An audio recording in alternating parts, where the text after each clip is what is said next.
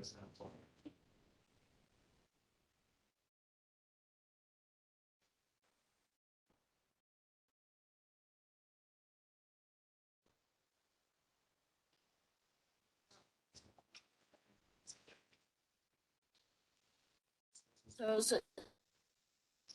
Okay. well, I know UC Bruise is not your favorite.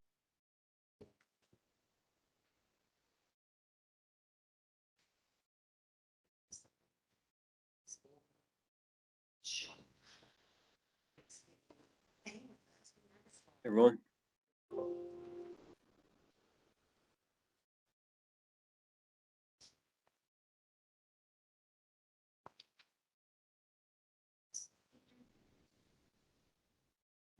Yeah, so Mayor Billy is remote and then Trustee Coombs is Miles and he's running late. Can you guys hear me okay? Yes. Thank you.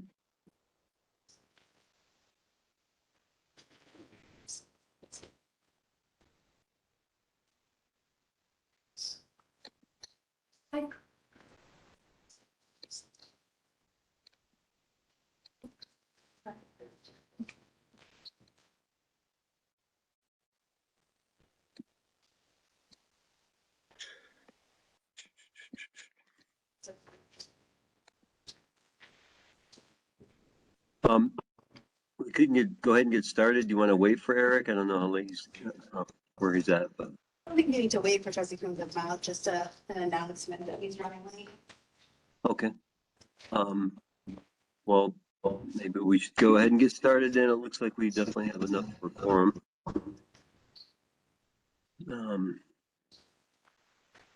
Macy, when you're ready, you want to take the roll call? Of course. And for the record, it's 7:02 p.m. Mayor Goodwin, Here? Trustee Blakemore. Here. Trustee Corvalon, Here. Mayor Pro Tem Mahone, Here. and Trustee Severs. Here. I'd like to note for the record that Trustee Coombs Ismail is currently absent, but we are expecting him to attend this evening. Thanks, Macy. So the first thing we have 6 different items on the consent agenda. I guess to make a note on item 3.2, neither Jesse, neither Trustee Severs nor I were on the board at the time of the August 30th special meeting minutes. So I guess we officially abstained for that reason. But on everything else, I think everyone is, as far as I can tell, able to weigh in. Is there any comments or clarifying questions that anyone has? Yep. Or Miranda on these warrants? I do have questions. Okay, go ahead. First, on the warrants, Miranda, can you explain the stuff, the JVA stuff, the 1.554 million and the 95,000? Are those offsets or what are they? To pull it up. Okay, it's under JVA. One's called planning, one's called CDOT. What page? Yeah. First Yeah, page. let's be- Very top, very top. So you're talking the 4,000, the 1,191? I'm talking about the year-to-date balances. I just wasn't sure. I can help with that. You're talking about the total of 6948.80, right? Yeah. Okay, so obviously the planning, that's for planning CDOT, that's the 1.5 million Yeah. is our CDOT, the TIP grant. Right. So we've spent 1,100 of that Okay. towards that TIP grant. And so what that shows is we have budgeted 590,000 for the year, and there was a balance left of 1.554. Okay. And then the American Rescue Plan, that is part of, it gets split up between the grip removal. It's grip removal. So grip removal is being funded by American Rescue Plan, DOLA, and Sewer CIP. Okay. Got it. Good. Then under safe fill, it looks like we have 6,000 budgeted and year-to-date balance of 400. We have some that's unbilled so far. So that line item is specifically for code enforcement. Right. And so it's going to really be dependent on when our code enforcer comes up here. So ideally, he's coming every Thursday, but there are some months where he is not able to come in the 4 times a month. Mhm. And so that's that line item. Okay. Also on the first page under Mountaineer, it says there's supplies for resale. What's that one all about? Okay, I think. Does it go to the 1013 account? Is that the one? I believe it's the Mountaineers. We still have the visitor center. Oh, you got it. So Okay. yeah, that's part of supplemental budget tonight. That's correct. Okay, and then over on page 9, we have total bills to pay. That's just, Miranda, that's just for the paper, it's 71 grand of bills to pay. Page 9. Oh, that's under the, I guess that's it's total of all the checks that are written in that period. Yes, yes. Okay, great. Okay. Legal's running a little high, but that's to be expected given what we're facing. And then that's all I've got on the warrants. I have some on the warrants. Okay. So, my concern is the, under budgeted or not budgeted items. For example, on page 16 of the packet,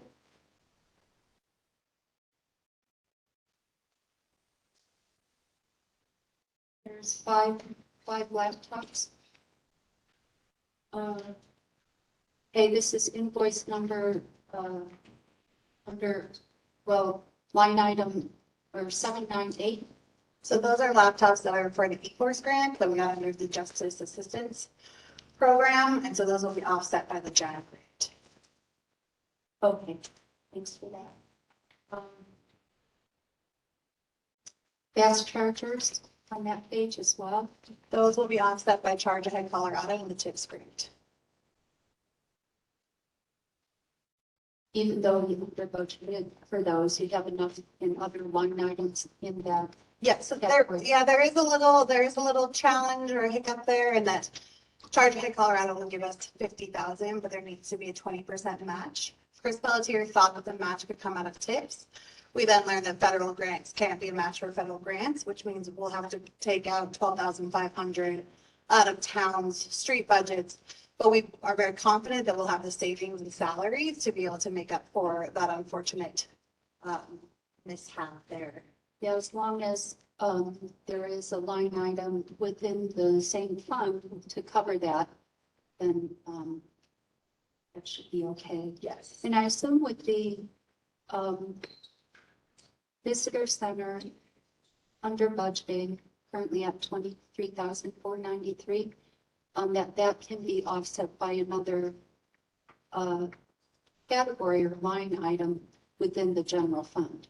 First of all, yes, that's correct, but that's also part of our 2022 supplemental budget that we're working on. We're trying to increase that line item because on the flip side, revenue is obviously way above than what we have budgeted as well. Yeah. So. Okay, and then we were under budget on the building services in the community center, and there's a couple supplies in ORC in the sewer fund, but I'm not really concerned about those because it looks like there's plenty of money in those funds to cover those deficits. Correct. And both are in the supplemental budget. Okay, thank you.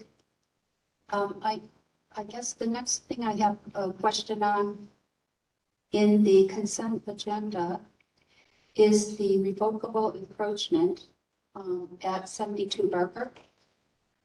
And I did look through that and I have an opinion on it, but I really like to get a recommendation from the planning commission.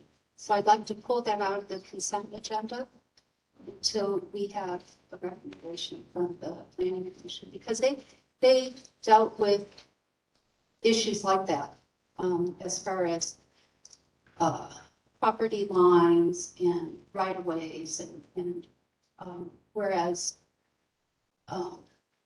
so I'd like to get their opinion on it.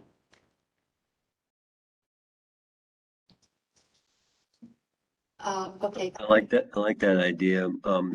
Miranda, is there a time frame on this, or is that something we can do? I know, I think the September PC meeting is canceled, but the October one is not. Yeah, I think ultimately this agreement just acknowledges the encroachment that exists, and that's the point of these, is to document that there is in fact an encroachment here. And so we do have Brian. I don't think there's an encroachment from my reading of it. They're asking to encroach on the town's right of way. Their neighbor is encroaching on their property. And it's a really narrow area where they need to put that driveway. So instead of getting their neighbor to move or build a huge retaining wall, they're asking to go onto town property, which it seems very reasonable to me, but I guess I'd like to get the experts to weigh in on it. So I guess that what I was just gonna say is that Brian Manning is the partner of the applicant, and I guess I'd like to just hear from Brian if there's any concern in bringing this before the planning commission or any timeliness on their part. Brian, what that would mean is that it would go before the planning commission in October and then come back before the board of trustees. The end of October. Yeah, I don't know of any issues with that timeline. I don't think there's any like immediate plans in motion to try and use this. So I think it would be fine if it were to get pushed off till then. And actually, I do have one more thing. On page 20, I do have one more thing on the warrant. Sorry, I forgot to mention that. Page 20, there's checks written, and they look like they're all for the DDA. And I'm just wondering why they aren't coded in the warrants with an account number and descriptions. So this is the report we receive each month from their okay. Anyway, that's how she sends it to us. And most of those, as you can see, they're resolutions, so they're projects. So they all go to the same account number. I don't know that number by heart. If that's a request, then we would need to contact it to, ask her to start cooking bills. Yeah, I assume the DDA is keeping track of their budget and making sure that they don't overspend and, all that. But I did see some things for the DDA in the warrants. Yeah, we pay them, but it's all been approved through DDA, all those payments. So it's okay like that. I just wanted to confirm that it was all DDA. Yes, ma'am. Okay, thank you. That's correct. Mayor Billy, just one thing to note, I guess, from procedural, if we're going to pull the encroachment agreement, is also the minutes. If the desire is for trustee Severs and for you to not approve those minutes, those should be pulled as well and voted on separately. Oh, okay. I mean, that makes sense to me. Does anyone have any objections? I'm at that time. Trustee Severs and I were not on the board, so it seems like we can't weigh in on those. I read through them really closely, Billy, and thanks, Macy, for the detail you put into this. I didn't find any exceptions. It was accurate. And I would suggest to both of you, the joining, just go back through the packets for the last month, and you'll get up to speed really quickly. There's a tremendous amount of work that goes into these, and I go back to them regularly to look, because I forget. And, excuse me, those ones in particular, from August 30th, I tried to make more action oriented at the request of some trustees. I appreciate the suggestion, and I'm going to try my best to write more action oriented minutes. And this was my first approach with it. I'm happy to hear the feedback, and please give me Well done. more as I continue to learn and figure that out. Thanks. Yeah, these were, they did a good job. I can see you put a lot of care into it, but I can assure both of you that what I see in here is accurate. They It look sounds, good. They look it good. sounds good to me. Just to be clear, yeah, Macy, I wasn't critiquing it. I didn't even, just felt like it was something that we can't weigh in, but, Miranda, however we need to proceed to make it move through is fine by me. Attorney Madsen, can they vote on these? Well, they can't really approve them if they were there, if they weren't there, so. I think there should be a motion to remove minutes, and if you want to remove the license agreement, that as well. I'll make a motion to remove those August 30th DOT special meeting minutes and the 3.3 revocable encroachment license for 72 Barker. The minutes being removed for sake of the fact that not all 6 of us can vote on it, and the 72 Barker being removed so the PC can review it before it comes back to us. I'll second the motion. Could I suggest a friendly amendment to that, that we move the next action item on this agenda? You cut out a bit from mine, that we move to an action item for, That we move the minutes to an action item on the current agenda. I accept that friendly amendment. There's a request to refer it to the planning commission. So that would become an action. item. Yes. Okay, so to move both items from the consent agenda to action items on the current agenda. That's my friendly request. I accept that friendly amendment. That sounds good.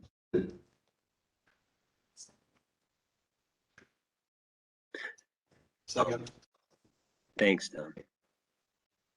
Mayor Pro Tem Mahol, Yes. trustee Kuzma, Yes. trustee Severs, Yes. Mayor Giblin, Yes. trustee Cordova, Yes. and trustee Blakemore. Yes. Thank you. Thank you, guys. So appreciate that. So we made that motion, so we are still at the point of looking at 3.1, 3.4, 3.5, and 3.6. And were there any other clarifying questions or anything else that we wanted to say on those 4 items?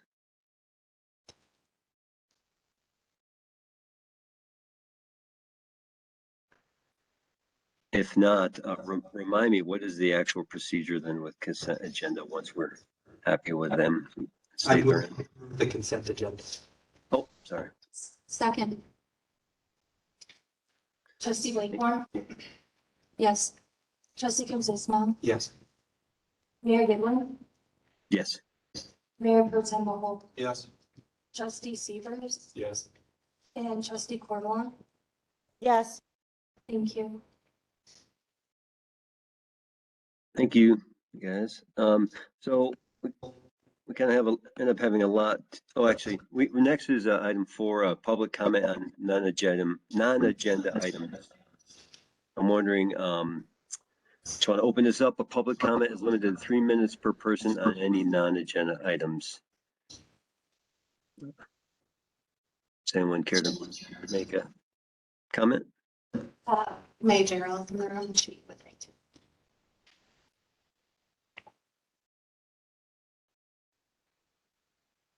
Hey, everybody.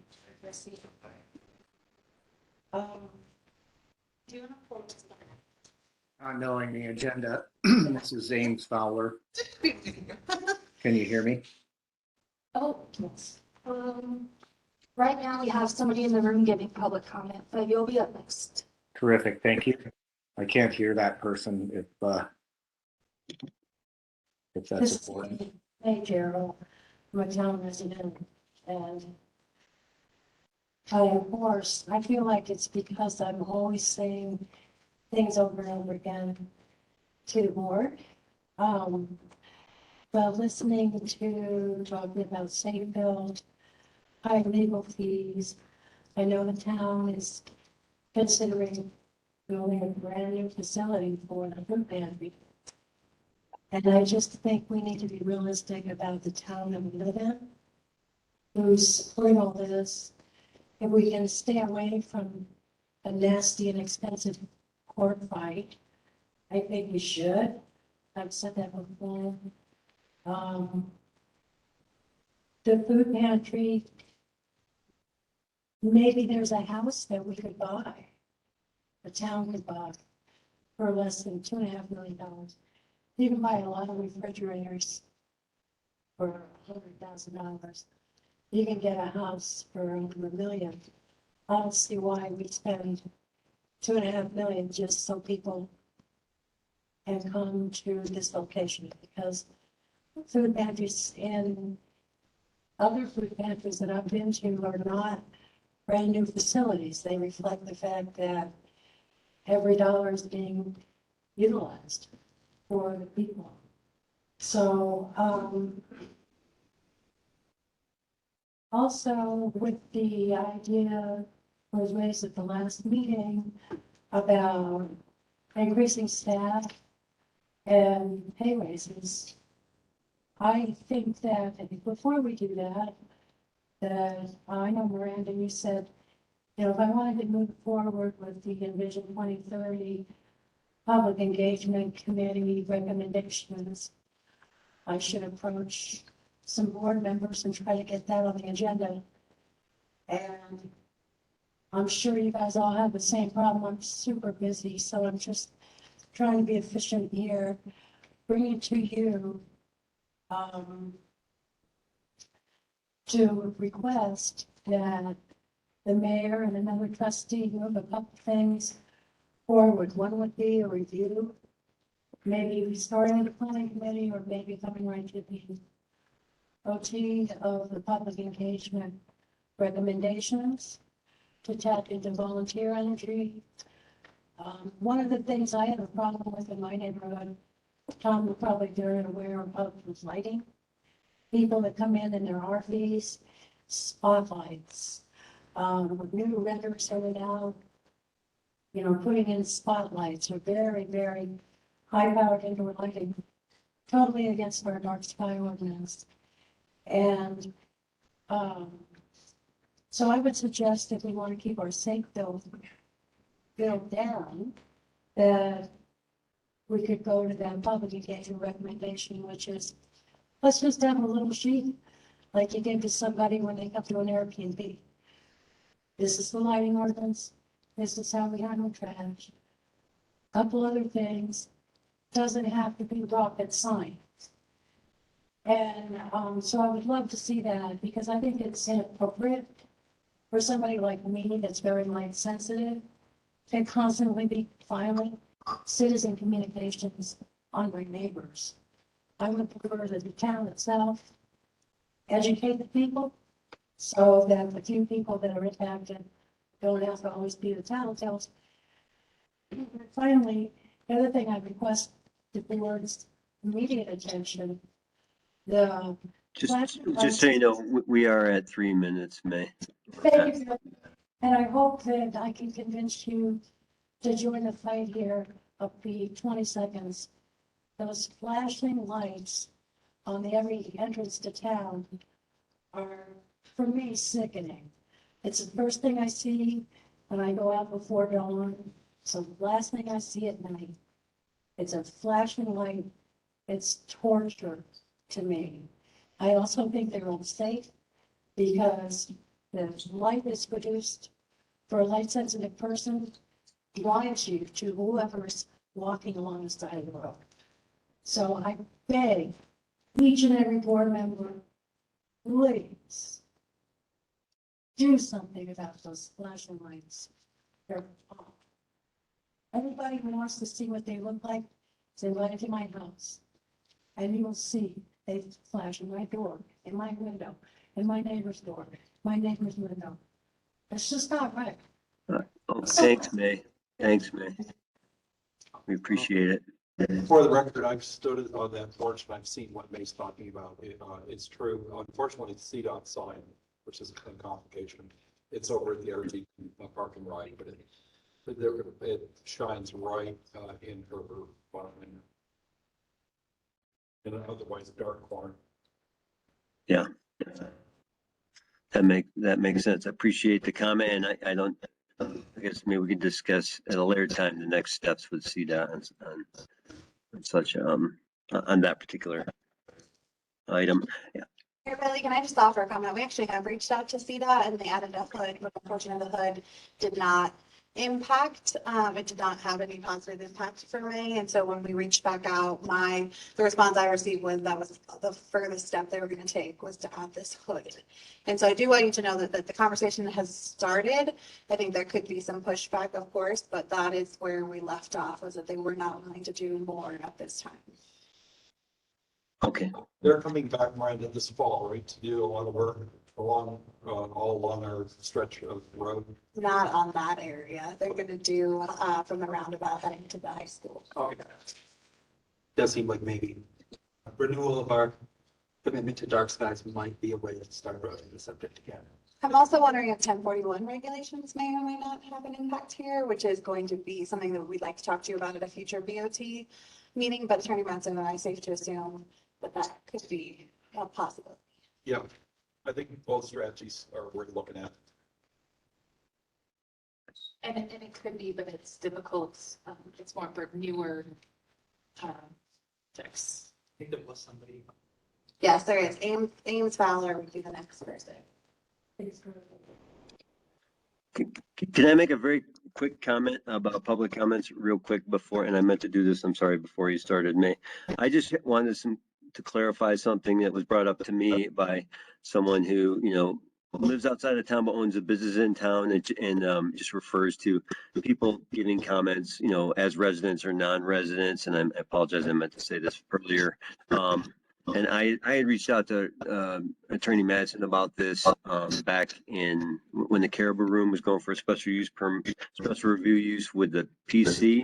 And I just want to give everyone her legal answer and she can clarify if anything's different so that we're all kind of thinking about this and well, so that we all understand her guidance as we think about resident versus non-resident feedback. So her answer was, you may consider input from individuals outside of Nederland. In your role as a judge, you can decide whether you want to give more weight to comments, feedback from town residents. I just wanted that to be clear that we're all kind of operating with that guidance. Anything else you'd add to that, Jennifer? No, that was really specific to a quasi judicial application and comments related to that application, but I think it does apply, can apply to comments on any matter. Okay, thank you. Go ahead with the next public comment. Ames Fowler. Hello. Mayor Giblin asked me to make comment tonight regarding some insight that I had as related to subcontracting our police force. I sent the board an email and I received confirmation from a number of trustees that you received that email. But also important, I think, is really sort of my interest in the town. I'm a very long time interested party. I began my existence in the town before I existed, and I've been there for a long time. My grandparents bought our property in Old Town. Actually, both of my sets of grandparents bought our properties in Old Town late in the 50s. I grew up in Nederland, and that's where I spent many summers. And my grandparents retired.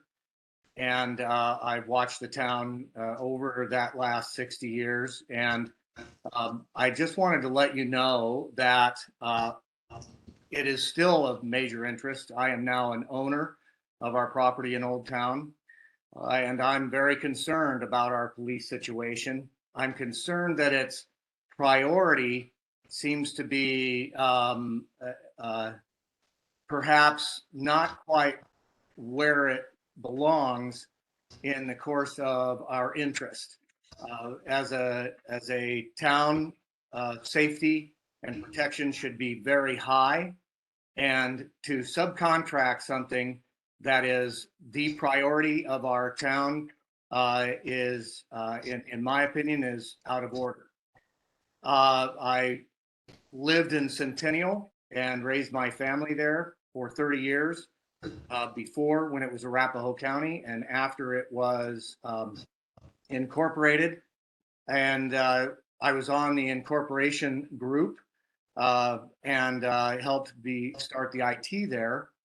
And that was supposed to be a temporary assignment for police as we began understanding our city. And now here, over 10 years later, it has become the practice.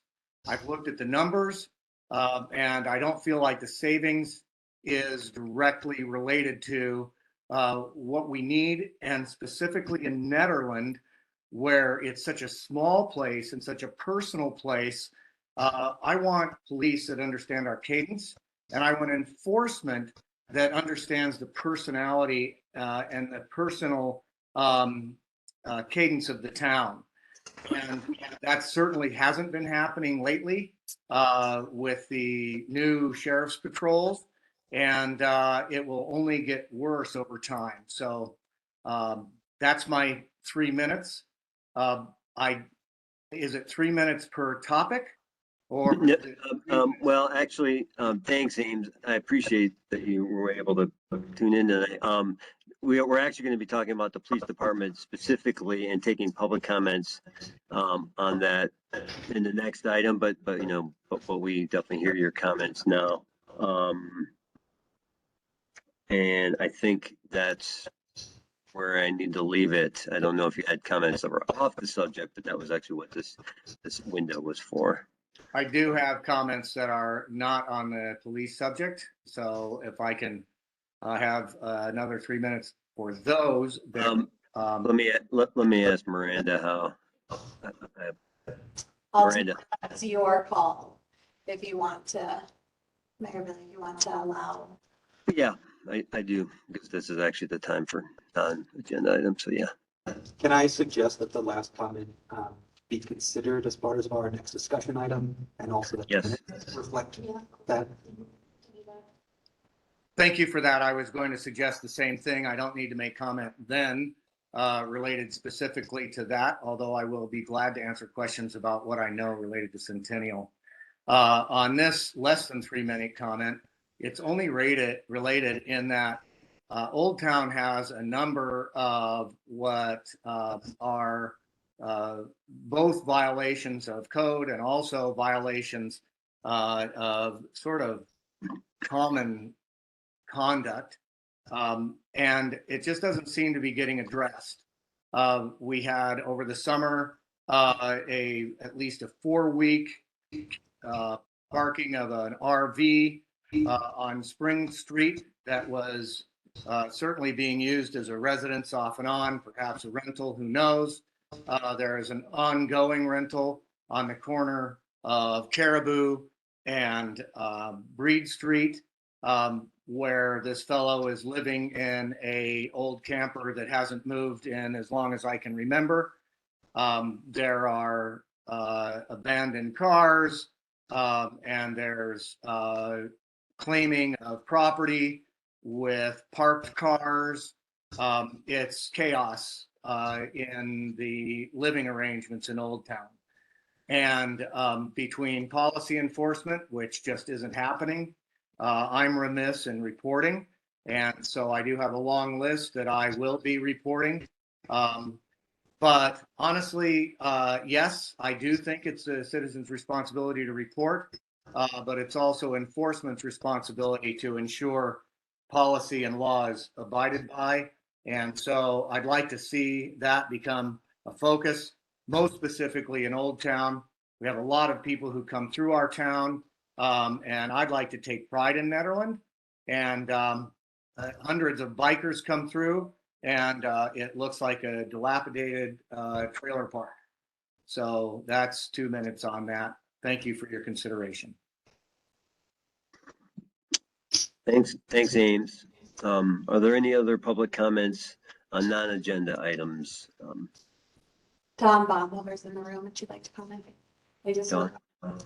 speaking at Baumhover, Community Center Manager, I would just like to make a clarification on something May brought up. That it is not the town of Nederland that would be paying the food pantry project, it would be the food pantry. So that would be something to be taken up with the pantry board and their executive director. And I appreciate his comments, and also would just like to mention that they did look extensively at existing buildings and properties before coming up with this concept that was presented a couple of weeks ago. And that's all I wanted to say. Just want to make it very, very clear that it would not be the town of Nederland paying for that project. Thank you. Thanks, Don. Any other comments on non-agenda items? Yeah, can you hear me? Yes. Yeah, my Yes. name is, hello? Yes, we can hear you. I'm sorry. Yeah, sorry. My name is Cameron. I'm a resident, and also I own a lot in town. It's kind of a comment / question. I walk around a lot in town. Sometimes I just have regular tennis shoes on, and the sidewalks, or I don't know what to call them really. Well,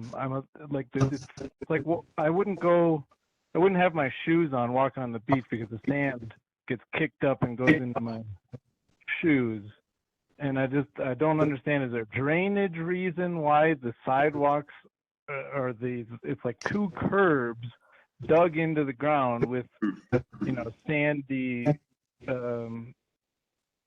it's like sandy gravel. And I just don't understand why, because that's not making it more accessible for wheelchairs or anything. And why just a trail on the side of the road wasn't good enough, or just graded gravel. So that's just a comment that it's something that I've just been noticing, and it's just started to irk me more and more, and maybe somebody has some insights that can tell a newer resident why it was done that way. Thanks. I don't know if Miranda wants to answer that, or if we just want to note your comment for now, Miranda. I trusted Blakemore was going to come up. I'm happy to chime in too. Yeah, so there was a project before my time here in town, I've been here for about 5 years, where the sidewalks were put in to be permeable so that water would soak through, as well as on 2nd Street, the pavement there, the asphalt is permeable. And so that's what I know about the sidewalks, and it's a road base kind of material that's on it. And that project was called NedPeds, and it was a very fraught process that I think resulted in kind of both sides not getting exactly what they wanted. And so we're aware that it is an issue in town, and we are looking at ways to resolve it. Some of those sidewalks have been replaced, the ones that just weren't holding up at all with the rainfall. And it is town's intention to repair under the Safer Main Streets grant, the sidewalks that go in front of like the library. And then of course we'd have to look at future funding opportunities for the ones that head into the downtown area. Thanks. This is Tanya. Wasn't the quality of material that was received by town subpar and not what was ordered? That's what I was told. I wasn't here then, so I'm looking to maybe address you. Gotcha. Thanks. I That don't think answers a lot of anybody my. likes sidewalks. Yeah, that answers a lot of my questions. And yeah, I don't really think that this town needs cement sidewalks everywhere like, every other town. Thanks. Thanks for your comment. I appreciate it. Does anyone else have any comments they want to make on non-agenda items?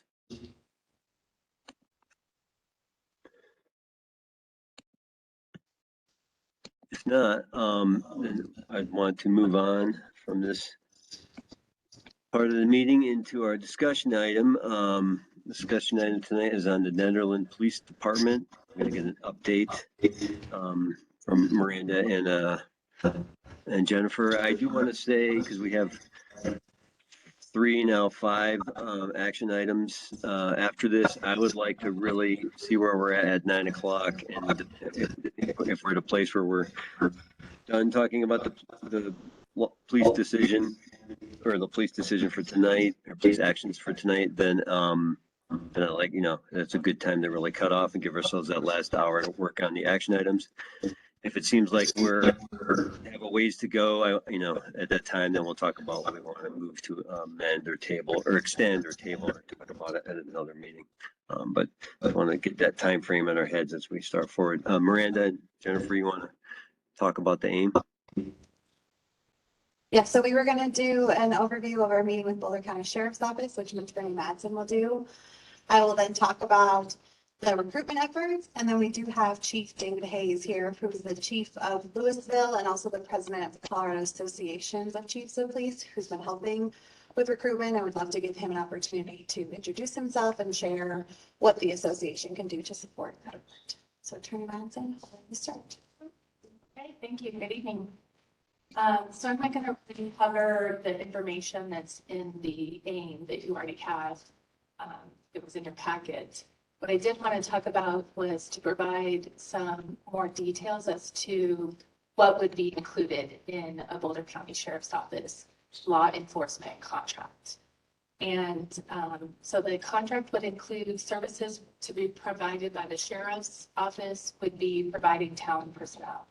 And as was discussed in the AIM, it would be ultimately the Board of Trustees' decision as to the staffing, what town personnel would need, how you wanted to staff the contract.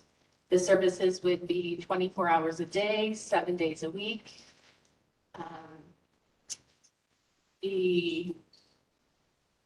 Also available for services would be the Sheriff's Evidence Section, Computer Support Group, Personnel and Training Unit, Bomb Squad, K9 Unit, SWAT Team, Internal Affairs Unit, Typing Pool, Record Section, Drug Task Force, and Detective Section.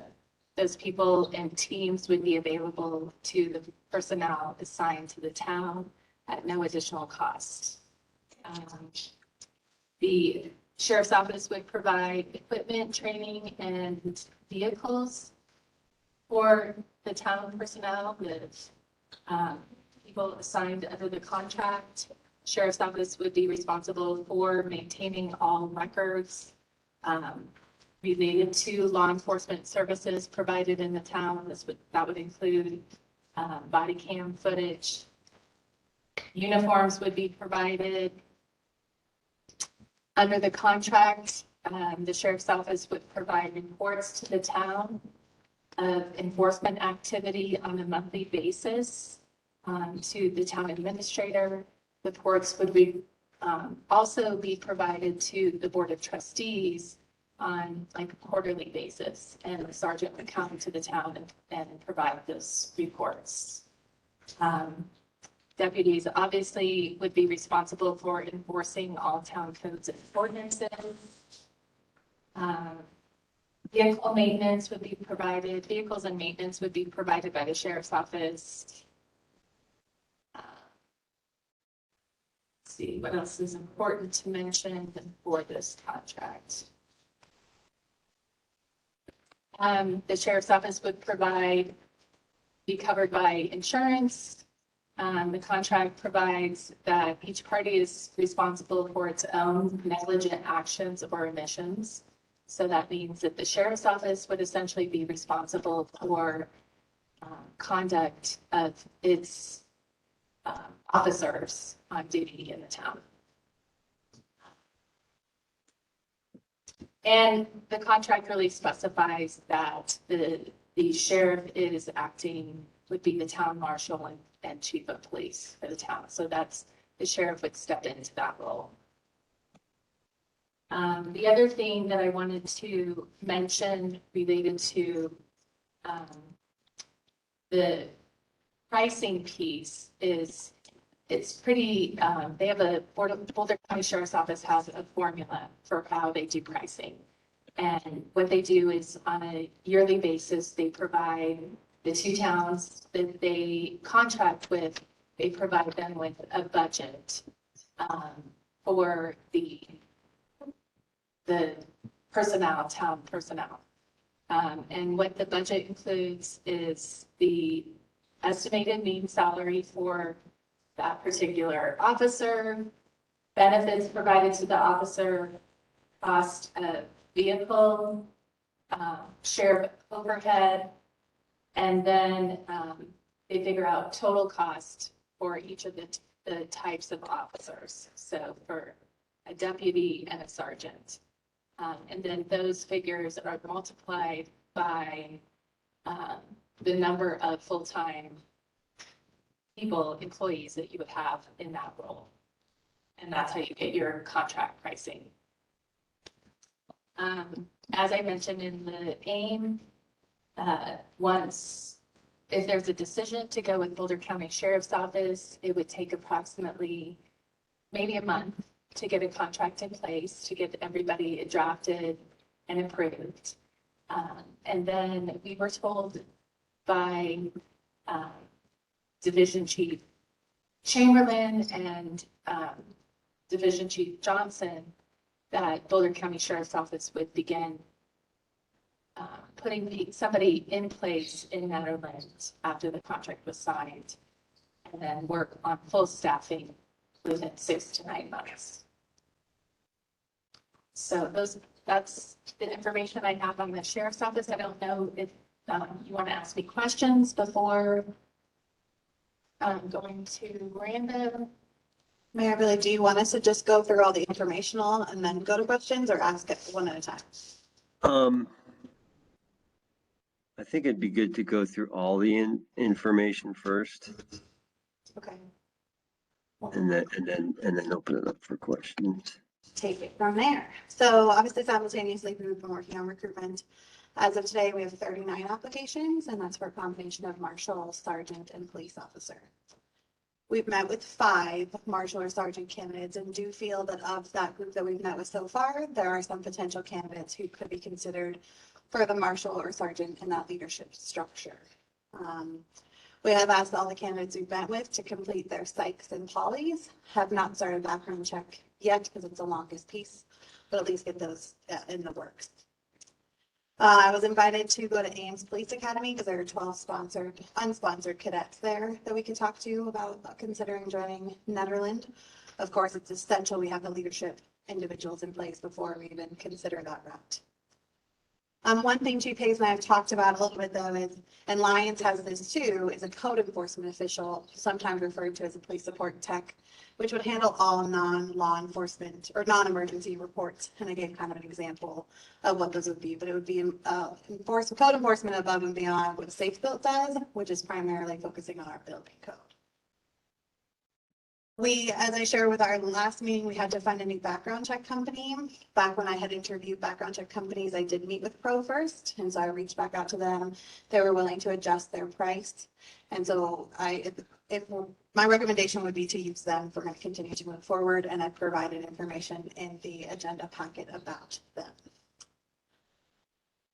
Timeline, this is really just an estimate. Obviously, anything can happen as we go forward, but looking at somewhere from 6 to 8 weeks to complete at least those assessments from background, poly, psych, and physical.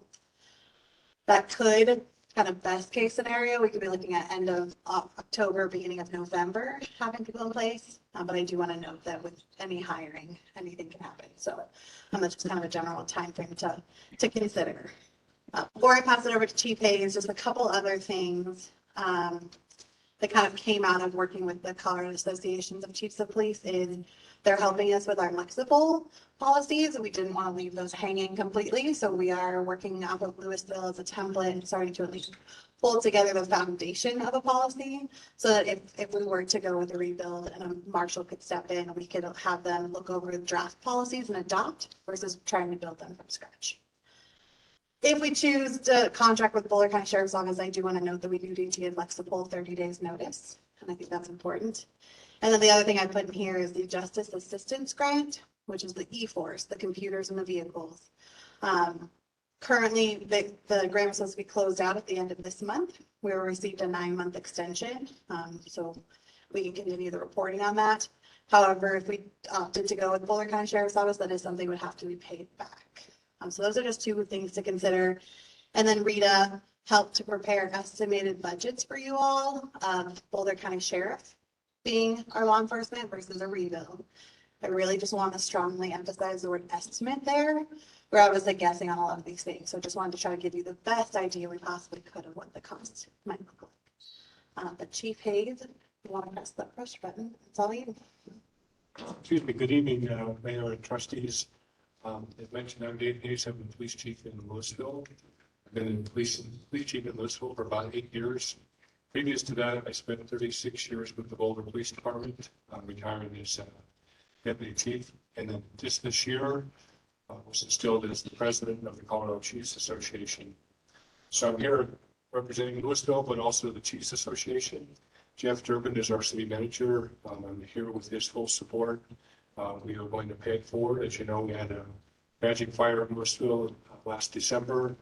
We were on our way to recovery, and we want to pay it forward and help as we can other agencies. In terms of connection to Boulder County, I've lived in Boulder County since 1977. Spent many summers at what was the Fancy Mall along the Peak Highway between here and Estes Park. And I also have a home in Estes Park. It's been a real pleasure working with Miranda on this project. We will help and continue to help whatever we can. Miranda mentioned the policy manual. We went to great lengths to make sure that it includes all of our present day legislation, the exact statutory language, so we keep our first responders safe. I also participated in those interviews with Miranda. I think you've got a couple of good potential marshal candidates among that group, just bringing my experience to the table.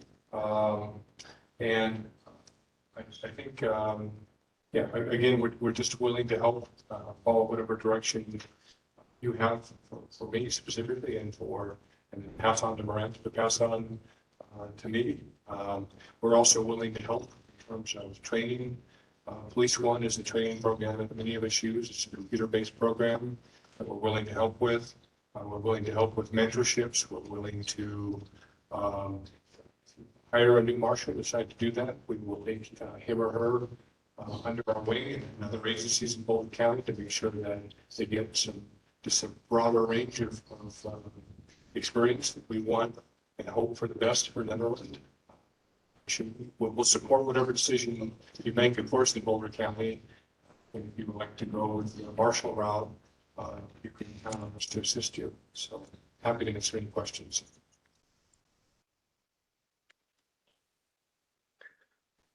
So I guess, thank you very much, Chief Hayes. And if you had anything else to add, and otherwise I want to open up to the trustees for clarifying questions.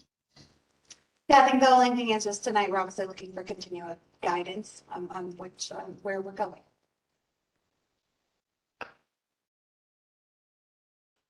Okay. I have a question for Chief Hayes. Have you ever gone through the process of rebuilding a police department from scratch, and what are the obstacles that you might run across in doing so? Sure, that's a great question. Not from scratch. I went to Louisville 8 years ago, and the majority of that organization is kind of turned over. I'm happy to report now that, with one exception, everybody in the department I either hired or promoted. And so we were down significantly in staff, but never from the beginning. We've also got a request from Bayfield, Colorado. I think it's down south someplace. I'm going to be there early next week because they lost their marshal and trying to figure out what's next. So I think more direct answer to your question is lots of conversations, lots of experience, and certainly have hired lots of people and put new programs into place.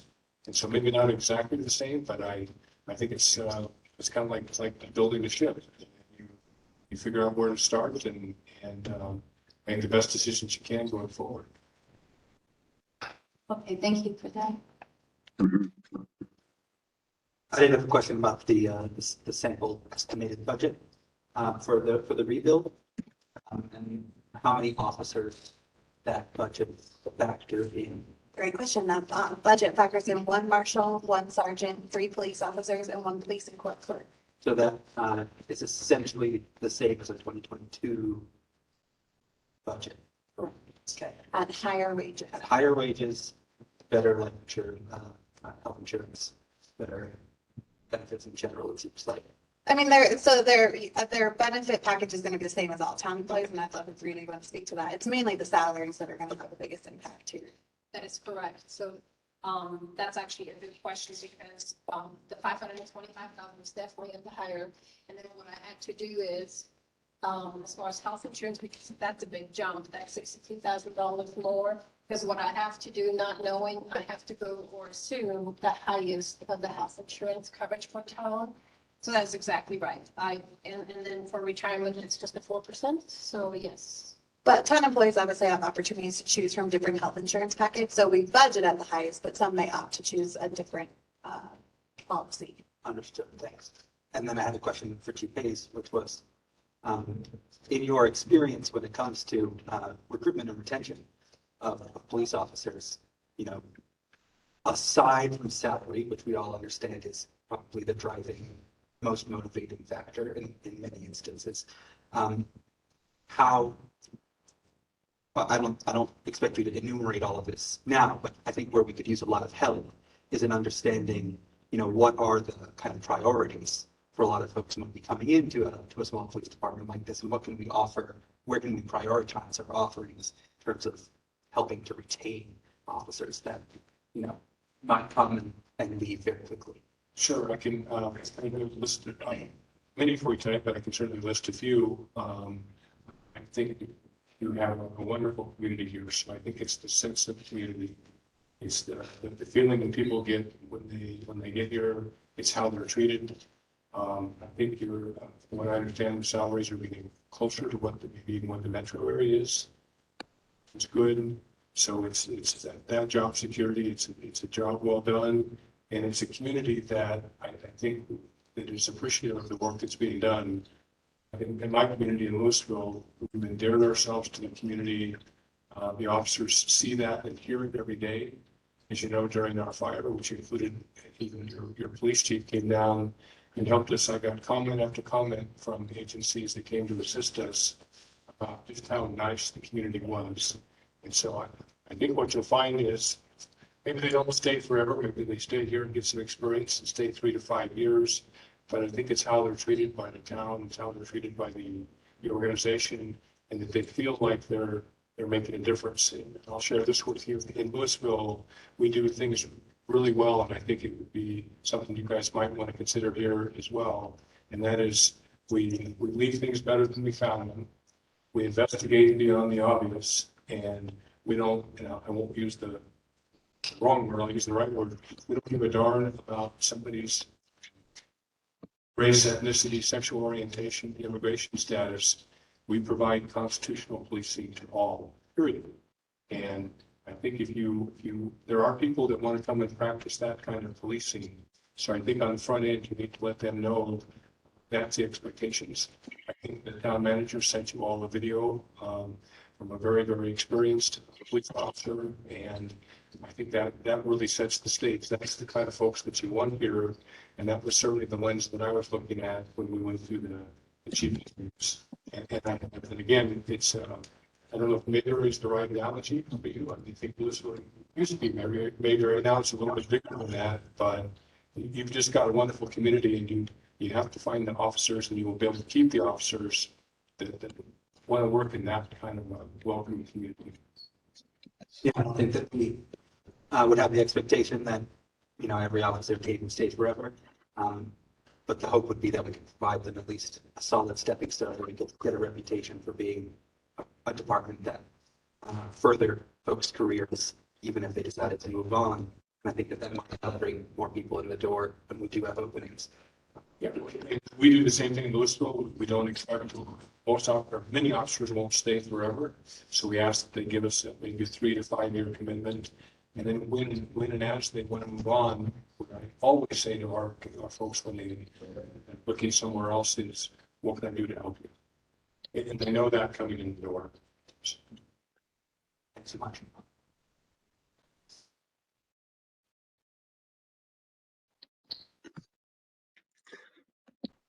Hi, this is Tanya. I have a couple questions. Well, one is, why do you anticipate next year we'll have less revenue for traffic violations instead of more? So we had set aside that historically the budget had included a dedicated officer specific to traffic enforcement. And so just kind of recognizing what we're up against and feel like that now is not the time to have that dedicated officer for that reason. And that's something we'll look at later. So we adjusted the revenue accordingly. Right, but maybe in the future. So my other concern is, what are we paying for the nighttime service for Boulder County right now? Sorry, I have to get to the budget. I think it's at 41,000, roughly. I'm sorry, I couldn't hear you. I think it's about 141,000. I can pull it up here. 141,240 is, Yeah. is our current contract for the nighttime coverage. That's Okay, and so what, they're talking that if we don't go with them, within 2 to 3 years, they don't want to provide that service for us anymore. So we would have to hire that position because we need to have nighttime service. What do you anticipate that cost would be?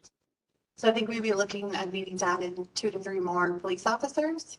And so that's gonna be their salaries plus fringe benefits and then vehicles. So a few hundred thousand, maybe 400,000 Definitely. And so I think the more a big, year. yeah, sorry, the big thing with knowing that is, we obviously we're looking to budget where it's not 24-hour coverage, but it would be something the Board of Trustees would need to consider as you went into 2024, that we need to make sure that we could take on our responsibility, because that was a request of Boulder County Sheriff that we look to rebuild, that we're also keeping our sights on returning to 24-hour enforcement. So, well, my first question is, can we afford the 1 million and change without, if these tax increases fail? Can we afford that? So I think that one of the challenges of this estimated budget we provided you is that it's pulled out from the rest of the budget. So I'm not sure, Rita, unless you feel otherwise, I'm not sure we're ready to speak to how, we can't speak to how this plays into all the other budget items that we're going to bring forward in 2023. We just finished our budget meetings with all departments, and we still need to pull that together. I mean, that was always the initial concern from the very beginning was, can we afford this? Thus we have the tax increases on the ballot, et cetera, et cetera. And even if they pass, I don't know if they're going to be enough to even make the difference. Well, we're looking at a few $100,000 at this point, but in 2 or 3 years, when they give up the nighttime, we're looking at, another 200 or 300. So 4 to 6, we're going to be needing extra. So that's really, my only concern is, can we afford it? Well, one thing to note there is that we would be recouping the 141, which would be more by that stage, because it is going up 6,000 even this year. So by that time, that would be a significant amount of money, probably over $150,000 that we'd be recouping, which does kind of cover the salaries for 2 officers. So No, it doesn't. it's pretty close. Is it, Miranda? So range is a 65 to 80. So I would say that does cover 2 officers, just their salaries. Yeah. We've been a couple other components in place. Yeah. Okay, so it's pretty similar. Yeah, it's not as far away, I don't think, as it looks here. Okay. Recouping that cost, even though it's still going to be more. Well, if we're going to be talking about cost now, the estimated budget for a Nederland PD for 2023 is about 1.2 million. And our 2022 budget before the supplemental is 859,000 for the police department. So it's about a difference of 400,000, and the tax increases will not cover that. So actually, And looking at the 23 draft that I presented, so the 22, the original budget was 880,000, so it's a difference of $341,000. Not sure where you're getting your numbers, but that was the original budget that I'm presenting to you, and then the draft 23 budget. Okay, so 340. Yes. Awesome. Okay, so my recollection on the sales tax increase of 0.25% would bring in about 150,000. And then the marijuana tax is allocated to parks. And then the occupation tax, we're just getting about 10,000 per year in that. So doubling the occupation tax would bring in another 10,000, which is for Health and Human Services and the police department. So I forget how much he would bring in for the marijuana tax. Is that about 150? 160. 160. So possibly if all three of those passed, we could maybe eke out that increase if they were all allocated to the police department. There are some capital expenditures on this budget as well. I know a vehicle for 60,000 that I wouldn't expect we would be purchasing in 2024. So there are a few things that are not ongoing items that were in this estimated budget. That's correct. And just as a reminder, so the 60,000 that you're seeing, because we thought, that might be something that they would want. It also is going in under the revenue piece. Okay, so it's an in and an out. And then what I did under capital lease, I estimated of what that lease might be per year for that new vehicle. And that's absolutely right. 60,000 is obviously, a big expenditure that we won't have every year. It's just, that's how we have to list it in the budget, the year we buy a vehicle for the auditor. And I just want to point out one more time, obviously we are going very high with the highest possible and everything. I mean, when we get into the 22 supplemental budget, I will have some additional comments, but again, the past 2 years, we've brought in so much more to the fund balance, especially in the general fund, than we budgeted. I just wanted, keep reminding you of all that. And also this suggests that we would be fully staffed and operating from That's January the number 1 piece through December 31, which of course is nigh on impossible to be the That's case. correct. And hasn't really been in many of the town departments. So I guess what I'm just trying to say is I think that we technically can cover this expense. Now, whether or not that's the right thing to do or the right idea, I'm not necessarily saying that, but I think next year, from a budgetary perspective, we will be able to cover it. And we also have to think about ongoing expenses. So being able to cover a partial police department for 2023 doesn't always in 2024. But if we want to move on to a little bit of a different topic, I have a couple of questions for Attorney Woodson. So as far as the cost for contract cost for Boulder County Sheriff's Office, I assume they aren't making a profit on this, and do we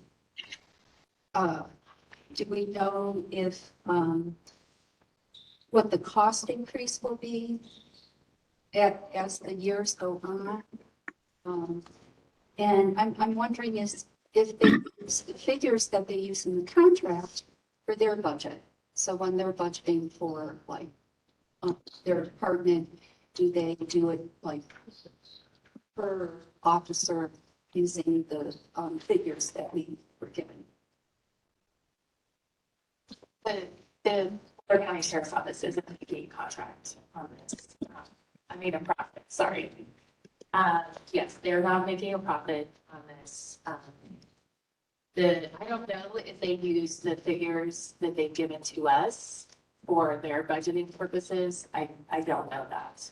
But everything is really transparent in terms of what is provided to the municipalities that they contract with. Um, There are a list of overhead, big overhead categories that they include and what those overhead expenses are. And then that's divided by all of their officers that they have within Boulder County Sheriff's Office. As far as the increase, so it looks like I do have the spreadsheet from Superior. It looks like the increase from 2022 to 2023 was 13%. And then, let's see, I have Reliance. And the Lions was 6.1. Now, I don't know if the increase is because they, Superior, say, for example, has decided we want a 0.5 FTE to be added to our contract. That's definitely a possibility. So it's something that I could go back and ask, but what would be an expected or typical increase from year to year? Maybe what factors go into that increase? Yeah, I have seen some very different numbers from year to year, from 1 to 2% to up to 6%. And then I imagine something above 10% with something to do with the renegotiation of the contract. But, you know, under that, it seems that there is a year-on-year increase. And I would imagine too that, you know, maybe some of the increases could be due to turnover in law enforcement, difficulty retaining officers and recruiting. And so salaries are increased, but I'm speculating here. I don't know the answer. And then, I guess back to the budget, Rita, for the Boulder County Sheriff's Office, I see, vehicles. Here, $10,000 for vehicles, Right, of equipment, capital lease. right. So what we did, let me see. Okay, so what we did on, oh, I'm sorry. So if you're talking about the 1018-6300 account, that's the vehicles expenditure account. We put that in there because if we were to dissolve the PD, there will be vehicles that will possibly be sold. Oh, so what I'm seeing there is a revenue. I thought that, okay, There's revenue and expense. That's correct. okay. Okay, so that's the 10,000. Yes, for possible vehicle sales is what my notes say, because in case we, you know, sell the vehicles, that would be revenue that I would just book to a miscellaneous account. And the equipment is body cameras, because obviously we don't know what our contractual agreement, we haven't had a chance to look at it with Attorney Madsen for our body worn cameras. And so we went ahead and put in the annual cost there, just in case there's some sort of reason why we could not get out of that contractual agreement. So, But of course, all of these would be one-time revenues. These would, I would hope. these would not be ongoing revenues. so this 10,000, and it looks like it's a cost. Am I reading this wrong? It's added into expenses. That's The correct. vehicles. So, right, so that would allow us to use those funds if we do sell the vehicles to be able to spend them. So, so do we have like, do we pay money currently do we have a loan for this Yes, vehicle? we have a lease. A lease. Yes, that we pay. That's why, So those expenses might go away if we sell Well- those vehicles and the equipment. so it depends. The lease, either we have to sell that vehicle to somebody and get it paid off that way, or, and I assume that's what we're gonna do versus making payments. I think it's till 2025. That's when the last payment is due. Okay, so those last vehicles, equipment, capital lease, principal capital lease interest will eventually, if we go with Boulder County Sheriff's Office, will be removed from the expenses and will be, Once they're taken care of, right? and will also potentially have revenue from the sale of the vehicles and the equipment. That's correct. Oh, all right, thanks. I have a question for Mattson real quick.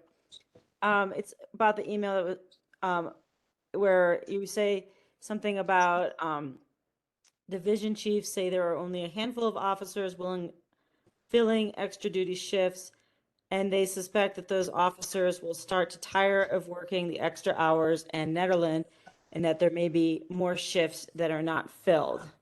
What does that mean? Is that something for the present time when we need them so badly, or is this like future when they stop working the night shift?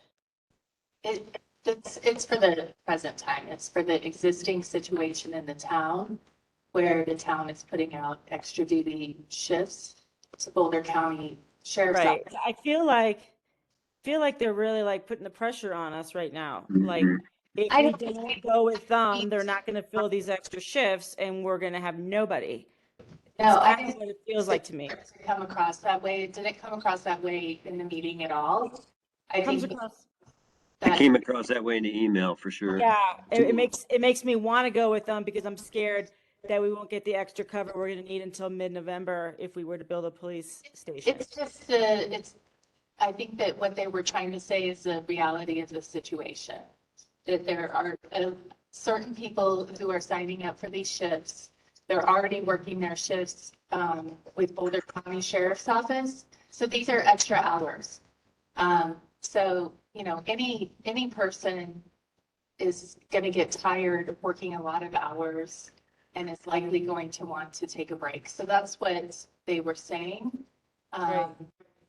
It- Okay. you know, But it's still the it- reality that we may have more and more shifts unfilled as we get into winter, as we build the department. Yes. And I don't think they're turning the screws on us at all because they themselves keep on pushing out the time frame that they could even staff Nederland even if we did go into contract with them. So they're not saying, you know, Yeah, but they better also go into say contract that. with us now or you're going to lose police coverage because even if we did go into contract with them now, it would take a month and they wouldn't staff us until 9 to 12 months from that point. Well, So no, they said they would get a That's not deputy as well. up here right away in the email. That if we went with them, they would get a deputy up here like right away, but it would take 9 to 12 months to fully staff the department. Is that what that said? I know it's a month. We have a month of signing contracts first. Yeah. I mean, that's what they said. And, you know, I think it's somewhere in the AIM as well. It seems like real similar. And that's because, you know, you have to get the contract prepared, you have to get it before you all and for the Boulder County Commissioners. Yeah.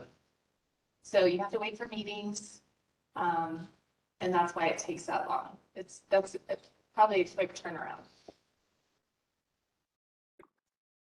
Yeah, so I mean, so, you know, with them having a month to, you know, we're in the same vulnerability with, you know, people signing up for extra shifts, no matter what we do, for at least a month. And then beyond that, it's just a matter of what they actually do if a contract gets signed. Well, we'll still need extra duty coverage if we want to have coverage Right. on Right. one deputy can offer, right? Yeah. Well, as I understood it, they did not, it sounded like they would make good efforts to provide law enforcement officers up here. And that they, I don't know, there wasn't any indication that extra duty shifts would continue after a contract was signed. Right, because I had asked them if we had that financial obligation to continue to pay out extra duty, and they said as soon as that contract was signed, they would not be expecting us to do so. Now, if the Board of Trustees have the desire, then sure, that's above and beyond coverage, but otherwise we would expect them to provide that coverage. Right, but in their own documents say they're not going to be able to provide the full coverage until 9 to 12 months. Correct, right, they would be bringing up deputies, and of course, we don't know what that structure would look like. You know, it's that 50%. It seems like one way or the other, we're going to be short-handed from a law enforcement perspective in that period of time. Yeah, I mean, I think that is something to consider as it's both directions, of course, is whether you're doing extra duty until you rebuild, or if the desire is to go with full time contract, we do have a bit of that situation where it's limited coverage. Miranda, could you explain the interview process? Like, where would be, starting from where we are right now with recruiting? What would the steps be to bring on a marshal? Sure. Because that would be the first thing to do. And who do we have a couple people that that we're interested in for that position? We do have a few people that are interested and we feel would be potential candidates. And so what we would like them to do is finish their poly psych, complete their background check. And then, of course, the marshal is an appointed position by the Board of Trustees. So they would need to meet with the board. And then my assumption is you'd want to do a community meet and greet. And so those would be next steps. Chief Hayes and I met with candidates we'd already been talking to, just to kind of assess interest. There's obviously these 39 other applicants that, we didn't have time to do it all. So it was just, we really need to kind of focus our efforts a bit more in making sure we've fully evaluated all the candidates before us, so we're not overlooking anyone. But ultimately, once we narrow it down to the top candidates, we would follow the same path that we did back when we hired Marshall Feinleben, and that we would want to make sure that they've had that opportunity to meet with the Board of Trustees. And these would be permanent positions for the. These applicants are looking for permanent. They understand that they applied under the interim, and some have applied for sergeant and would be open to considering interim marshal, but be hired on as sergeant. But the majority are looking to come in as a full-time marshal. But that is an opportunity before the board, if there was that interest, is to hire a sergeant and do interim marshal structure. So they at least have employment with town. Even if you opted not to keep them on as a marshal, you could give them an opportunity to serve as interim marshal.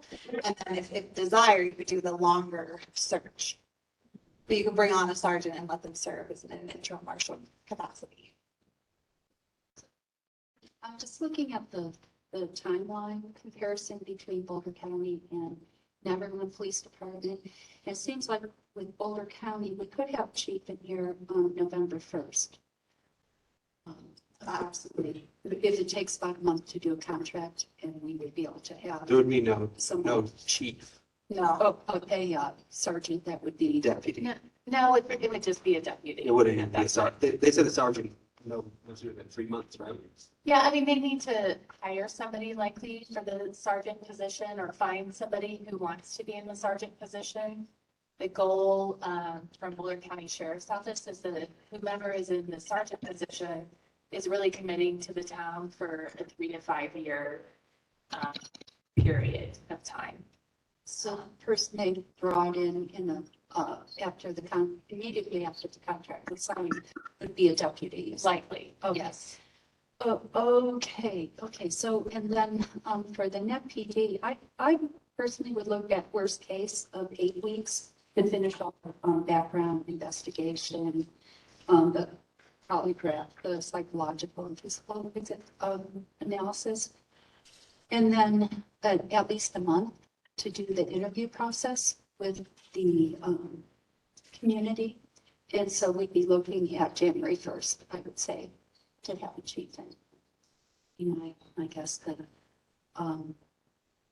okay, thanks. So that process is completely within our control, whereas the BCSO process is not, right?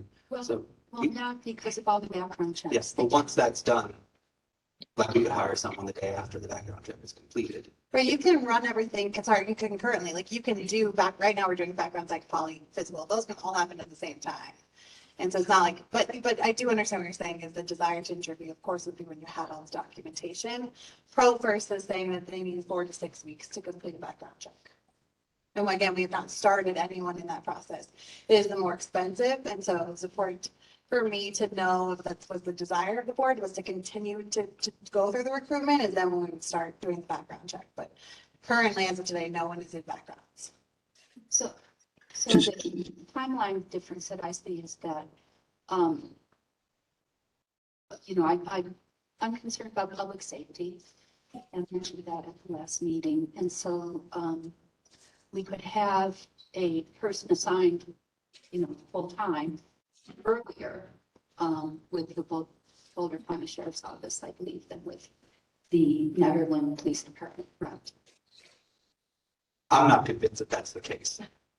Yeah, I'm not either. I'm not quite sure. I mean, I think an 8-week conservative, worst case is a smart way to look at it. But as I look at it, that would put us towards, a little before Thanksgiving. So I'm not sure where you added the extra 6 weeks to call it January 1st. But so yeah, correct me if I'm missing something that you said. But Well, I guess the thing I'm struggling with is it's not an apples to apples comparison. It's Right. really not an apples to oranges thing, right? Like on one side, we're saying, oh, we need all this community vetting. But on the other side, with BCSO, we would have zero community vetting. Zero. Well, not our community though. Like many of these candidates have been vetted by other communities. They've worked for other communities that currently are employed by other communities. That doesn't mean much to me. In the same way that the Boulder Sheriff's deputy, like we wouldn't be able to vet that person coming in. So we're not really, we're getting a different thing. So it's hard to make that straight up timeline comparison for me. Yeah, agreed. Can I just say something, that the contract does allow, the Boulder County Sheriff's Office contract says that the selection of town personnel, so that's the sergeant and the deputies, is made by the sheriff with the ongoing consent of the town manager, which consent shall not be unreasonably withheld. So there is some input from the town, much more limited though. Well, we wouldn't be doing community meet and greets and, that, all that kind of stuff. Yeah, I guess I would look at the longer timeline for the Nederland Police Department, just so we don't, Miranda, this is Tanya. How long would it take if we said yes, Boulder County Sheriff, to get a contract signed with them? They said a month. Okay, because it says in the aim, as soon as the contract is signed, they will bring, says, as soon as the contract's approved, BCSO will move some of the Netherlands to respond to calls and work to hire deputies and find officers to fill positions. So a month then from ish. So yeah. So we're looking at maybe a month difference. And I do expect that they do have someone who would fill that role. I think they did share in the meeting with Miranda and I that they have some officers who have actually really enjoying being up here and taking the extra duty shifts. And so those individuals may want to take up something more permanent. I know that for some sheriff's deputies, being a mountain deputy is quite a desirable position to have within BCSO. So I imagine there would be someone to get relatively quickly. But then on the flip side, fully staffed, we're looking 9 to 12 months. It does seem like it could be possible to fully staff NetPD quicker than that. Mm-hmm. I went to the CML conference, the district meeting, and I spoke with some of the neighbors there about policing. Morrison, it took them 9 months to fully staff. And at the same time, they were paying the sheriff's office to get ramped up. So Yeah. I'm sorry, I just want to say, like, wasn't Fine Loving and Miranda, weren't you trying to staff people since April? Without any success, right? Not one person got hired. So I do just want to note that we didn't increase the wages until July, and then we didn't do a really targeted recruitment strategy until about 3 weeks ago. So that's why you're seeing 39 applications now. That's not Well, obviously. why were we not doing a targeted recruitment? So I think that the one thing that Jen and I had shared a few times over is, this is challenging. Recruiting is challenging to bring on an applicant and then explain to them that we're recruiting, but yet we're not entirely sure as a town if we're going Boulder County, if we're looking to rebuild. And so that is one of the challenges that I'm still facing now, which is why direction is key. The pay, of course, helped, and then we diversified where we post it. Now we're paying for ads in different places, which I think has helped quite a bit.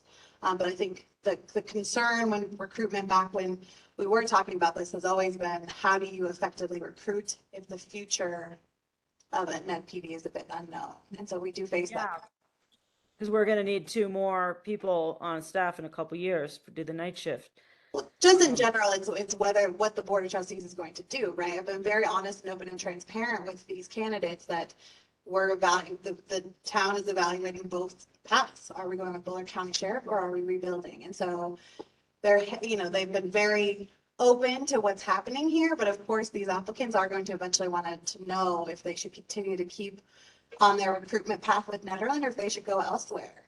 And Sure. we do, I think either way, we have a challenge. Like if you delay the start, if you delay either way, Boulder County is going to be delayed in recruiting, right? And I don't think we can delay this another minute, this decision. So I'm curious. We haven't heard from like Jesse or Tom at all. This is Karen again, just one last thing. When I'm evaluating the options here, I'm looking at cost and benefit and timelines and also risk. It seems like there's more risk in staffing the Nederland Police Department than in being able to staff through Boulder County Sheriff's Office. How sure are we that we're going to be able to get a marshal in? And how, should they, from that point, I think that's key. And then after that, to fully staff. So that's all.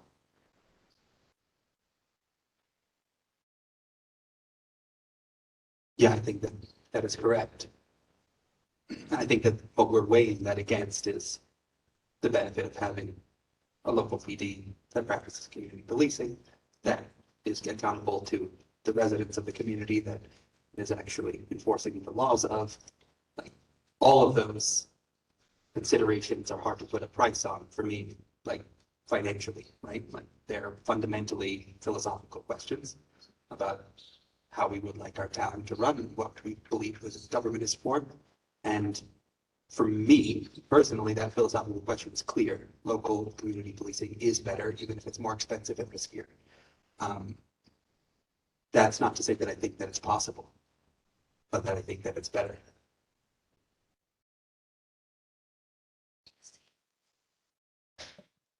Miranda, this is Tanya. We had 2 candidates for marshal, and they both pulled away. What do you feel that's going to happen with these candidates? No, I think that's I would say, a very different situation in that we hadn't externally posted this. Now we're bringing on candidates never considered because we didn't know they were out there and looking for opportunities. And so I do think we are seeing candidates who, upon pre-screening and meeting, we do feel have the qualifications to be able to step into that role. And we're seeing more and more every day. Yeah, I do want to say, yeah, it's really been, as you said earlier, until about 3 weeks ago, it was an internal effort, limited in scope, not being very well, it was only getting out there through limited channels, and, all those caveats had to be told to everyone that we're not sure what we're going to do. And within the last 3 weeks, just by opening up more and getting to a more external search, we've gotten a lot more interest. And I think that that just makes a big difference that we were actually able to open it up, get more people to know. And I think now, yeah, we still have the dilemma of we need to get to the point of focusing on one of these things so that, both parties, there's value in cultivating both parties to figure out the better deal, but it's also, it's better for sake of an NPD rebuild that we're focused on the NPD rebuild. And you talked about, Tanya, like in a couple of years, we'll need 2 more people. By then we'd be clearly committed to the NPD. So that it'd be a different monster it'd be a different situation altogether. I do want to hear from Jesse and Tom. Again, clarifying questions, and then we want to hear from public comment. I've got some clarifying questions too. I'll hear from you guys first. Jesse or Tom?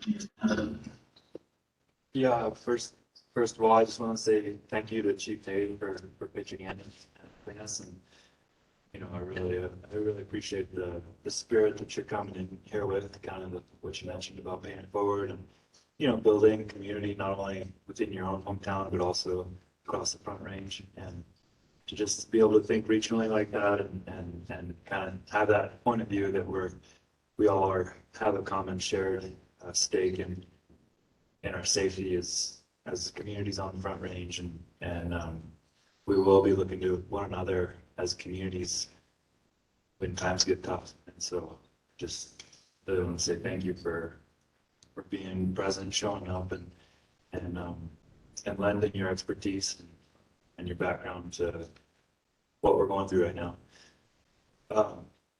So with that said, I just kind of want to take a step back from everything that we're discussing here and say that I do feel a sense of optimism that we can create a better police situation for ourselves than anything we've ever known before, and that through this crisis we can learn, evolve, and do something better than we've ever known here in Nederland. And it's a real opportunity for us to grow as a community as it relates to our policing. And I also want to say I really appreciate Paul Carroll's document that he shared. I read through that, but I thought that was really nice. I would love to see us keep our eyes toward a process similar to what's lined out in there for rebuilding our police department, should we go that route.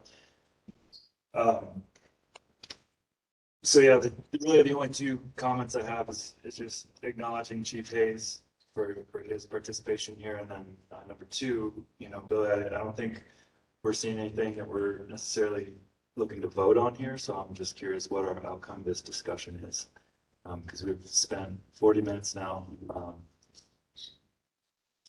But if we're not going to vote on it, I mean, it's really Just a heads up.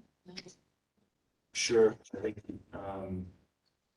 we can limit it all to basically one clarifying directive statement towards Miranda, and she can consolidate and condense from there. But I think that without a vote, it's just risking sending Miranda in 6 different directions because we're all seeing the situation differently. So I'd like to be conscientious of our time and for all those listening in to either vote or, you know, go around the circle and just do a clear and direct message to Miranda, and she can kind of make her best sense of that. Thanks, Jesse. Appreciate that. Tom, do you have any clarifying questions or? You directing that me? Yeah. Yeah. For many weeks now, we've looked at this. What was said before is that we didn't have enough data. We got the data now. We know what the data is. The data shows that we're 31% over budget, over what we budgeted. We're going from 880 to 1.222. That's 40%. No, I'm sorry. That's 40% more. That's a 40% overage. We know that that's just unsustainable. It's 31% of our budget. We can't go on like this. This is a disaster. I think if we go forward, we're trying to rebuild a PD. That's my point of view. That's why I haven't had much to say. You know, as much as we'd like to have local policing, I think we've squandered a lot of time. We're wasting a lot of effort. We're sending Miranda's got no more direction now than she had at the beginning of this. We're telling her to do 2 diametrically opposed things simultaneously. And we're postponing a decision that has to be made. So I think it's time. I think we got the figures we need. And I think to spend more time on this means we're not spending time on a lot of other priorities. And I got a long list of priorities that I'd like to be working on. This one is just sucking the air out of the room, wasting a lot of time and making us less safe, not more safe. That's where I stand. Okay. Oh. Thanks, Tom. So I would like to make a couple clarifying questions and turn it over to public comment, because I do want to hear from the public. I just want to point out, and I know this is a one-time cost, this wouldn't be annual, but if we go with the Boulder County Sheriff's Office, we have to pay back the $75,000 Justice Assistant Grant right away. Or in due time. A code compliance officer, if we went with that, which lines did do, that is an extra cost above and beyond the 728 or whatever the final number is for the 800,000 for the BCSO. There, if we wanted to go with the code compliance officer, that is, I see as more money. I think the whole thing about tax ballot measures is they were kind of brought up as a discussion item because of the NPD issue. And I think, we're it is what it is. We're not going to know till November whether we're going to even get any of that money. And if we get that money, then that is money that would obviously, credit or be in our favor towards, the cost of whatever law enforcement we do. And if we don't get it based on the decision, then that is just money that, well, I mean, the difference is what the difference is, but that tax revenue is no longer there, for law enforcement. I think the intangible costs can't be overlooked, though. A kid makes a bad decision, and and a local police force takes them home to their parents versus starting a kid with a record. Arresting them, starting with a record, mental health issues versus someone can de-escalate a situation versus traumatizing someone. My wife used to work as a therapist, a counseling therapist at the Boulder County Jail. It's traumatizing just to be brought in there, but for someone with a mental health issue to be brought in there and spend the night or whatever or more, what is that worth to me? Those are they're very intangible, but arguably priceless things to weigh into the picture. And, people have talked about some kind of civilian community policing. If we talk, my understanding is if we went with BCSO, I've had a couple people come up to me and say, I'd be interested in being on the community policing. So it's more of a volunteer, thing, but they'd have to be trained. They'd have to be vetted and background checks. But if we go with Boulder County, that's not going to be an option at all. And Tom had introduced me to our state rep, Judy Mobley, and she had said that with a grant writer who we have, there's ARPA funds available for capital costs. So vehicles, computers, body cams, things like that, potentially we could get, I don't know if we have to match or not, but either way, it would either help the cost or cover the cost of some of these capital costs, which are in that budget, as well as mental health, first responders, and victim advocates. Even the Boulder County Sheriff said that, the way those are paid for are often grants, or victim advocates might be just volunteers. But we one way, and if we went with the NPD rebuild, we would need to procure the grants for the mental health, first responders, and victims advocates. And if we don't, if we go Boulder County Sheriff, do we have a say in them doing that? Can we, request that they do that? I guess that's a clarifying question. Can we say we want mental health first responders, or is that something we can help you with, or is that something you do for us? Do we have clarity? So this is, I guess, Jennifer and Miranda from Boulder County as to our say in having those kinds of extra. If we're reimagining the police department, if we want, even if we were to go with a county, do we have a say in those kinds of responders? Yeah, so the town of Lyons does this. They have a co-responder, but the town will be responsible for the payment of that co-responder. And so when we met with them, I think the cost is $104,000 to place one co-responder here in Nederland. And so yes, that's an option, but it is a cost that we absorb. Okay, so that would be on top of the 800, that we would potentially, have that cost on top of it. So I hear, well, I'll hold off on my opinion, but I'm just,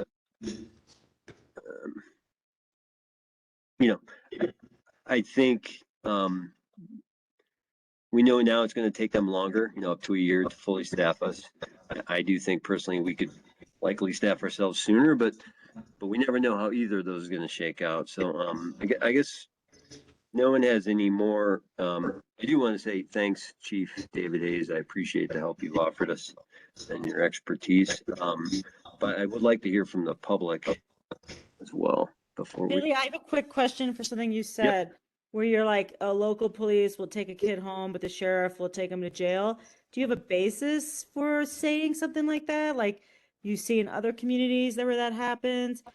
Because in essence, once the Boulder County Sheriff has been part of the community, they are really no different than Well, a yeah, local police. They're going to know everybody the same as our new marshal. Any new marshal we get doesn't know anybody in this town yet, you know? that's a good point. I mean, I guess Where do you it's get really your going to boil information? down to culture and, culture, whichever law enforcement option we go with, the culture that they bring in and the people and their interest in getting to know people locally. But I saw it in Grand County. Let's put it that way. I've seen it up there when I lived there, and Winter Park and Fraser have a combined police force, and it's just, it's the way Grand County treats people and the way Winter Park, Fraser treat people. It's just different, and we've been hearing that said quite, in the past in these meetings when people have given public comment about, Boulder County versus Ned PD responses. I've actually heard good things about the Boulder County Sheriff's Office from the public. So it's kind of. In Nederland? Yes. Yeah. Yeah. And at public comment at these meetings. Okay. So. Yeah. I mean, I don't think it's unanimous, but.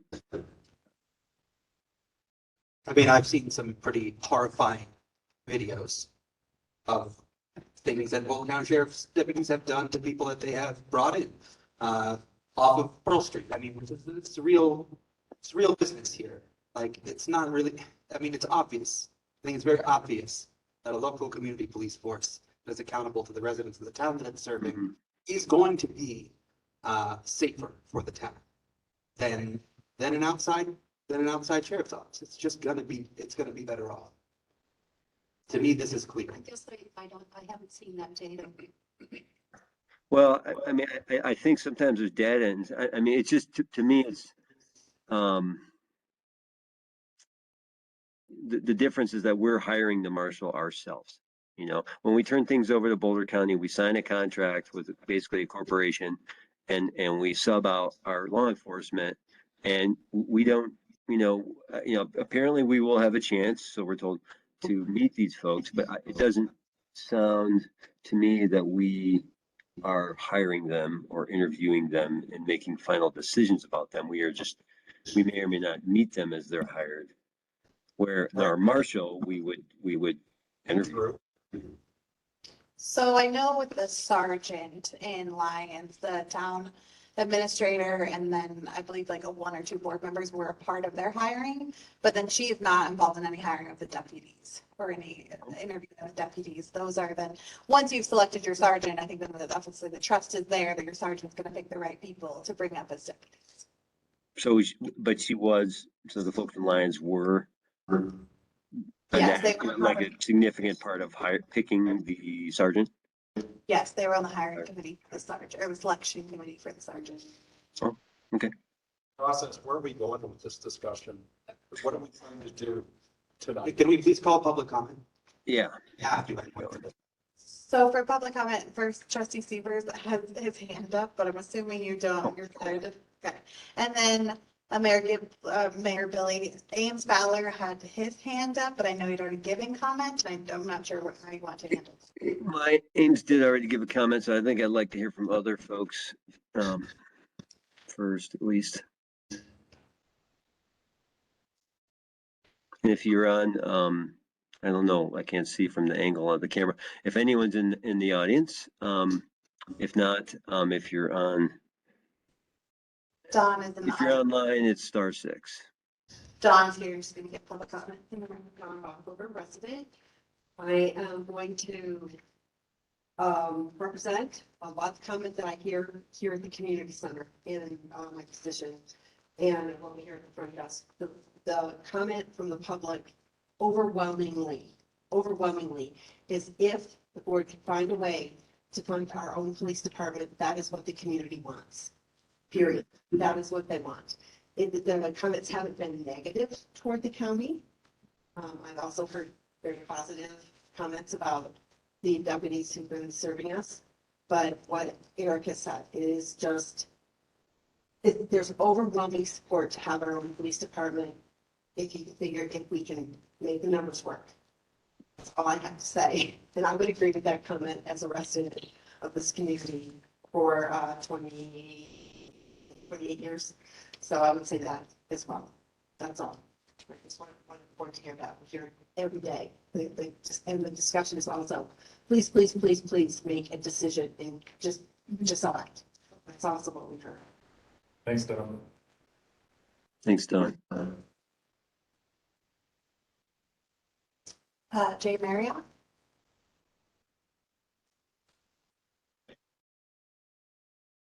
You might have to press *6. We can't hear you.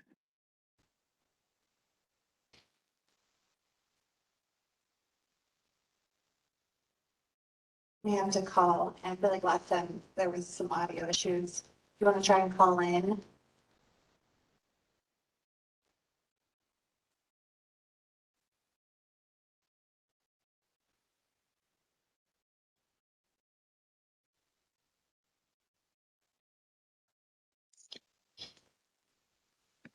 Seeing the others at the moment, but Jay Marriott wants to try and call in. Someone else want to make a public comment while Jay is calling in? I'm a caller if nobody else is in line. Yeah, go for it. Identify yourself and where you live. Yeah, I'm Cameron. I asked about the sidewalks earlier. So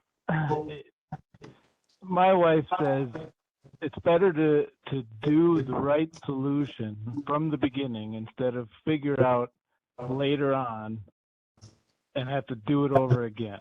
And so I'm just thinking, this applies to good shoes, it applies to sidewalks, it applies here. In 5 years, 10 years time, in 20 years time, right, what would have been the right decision now? Is the town going to grow? Are we going to have more revenue in 2, 3, 4, 5 years? Right? If we focus on growing the businesses and growing the tax base, this it will look odd that we wouldn't have chosen to have community policing, in my opinion. That's the way it seems to me. I understand that the numbers can look daunting now, but if you get out and lead and tell people this is the decision that we've made and here's the follow through, I think people will get behind the town. Thanks. Thanks, Cameron. Are there other public comments? Hey, this is Jen Fine-Levin. I raised my hand, but it's not. Oh, thanks, working. Jen. I see it now. Okay, yeah. So I just wanted to say real quick, regardless of what the town decides to do with the future of the police department, I just wanted to say, as someone who has sat in on some of these executive meetings with the fine chiefs around the county, including the city of Boulder, I know that, and also with Sheriff Joe Pelly, that it does make me a little sad to hear some of the comments about these other agencies. And I just do want to say that all of these chiefs and sheriffs work really hard to build the best police departments they can. And you may have read something or seen something about one specific officer, but I just want to encourage everybody to have an open mind and an open heart and not generalize about any of these agencies who have really stepped forward and helped Ned out in lots of ways. Just like Chief Hayes was offering to help out, the Chief of Erie has helped us out. Just because they're not right next to us doesn't mean that they have not. Several of these people and departments have not been helping and been there, at least for me, over the last 3 years. And that's just really what I wanted to say. Thanks for that, Jen. That's valuable input. I appreciate it. Yeah, I do too. Thanks, Jen. Definitely. So I know Jay Marriott is trying to come off mute still. Not sure if you've. Is there anyone else who has a comment about the police department while we're waiting for Jay? I just want to see if Jay was able to resolve the audio issues. Brian, is it Joe Marriott? I think so, because I've got his mouth. I was gonna say that if it is you, Joe, I think last time we had to have you call in. I'm just assuming it's Joe, but Can you give him the phone number in case he doesn't know? Can access it quickly. you have a way of texting it? I'll text it to him. I'll text it to you. Thanks. We'll get him up.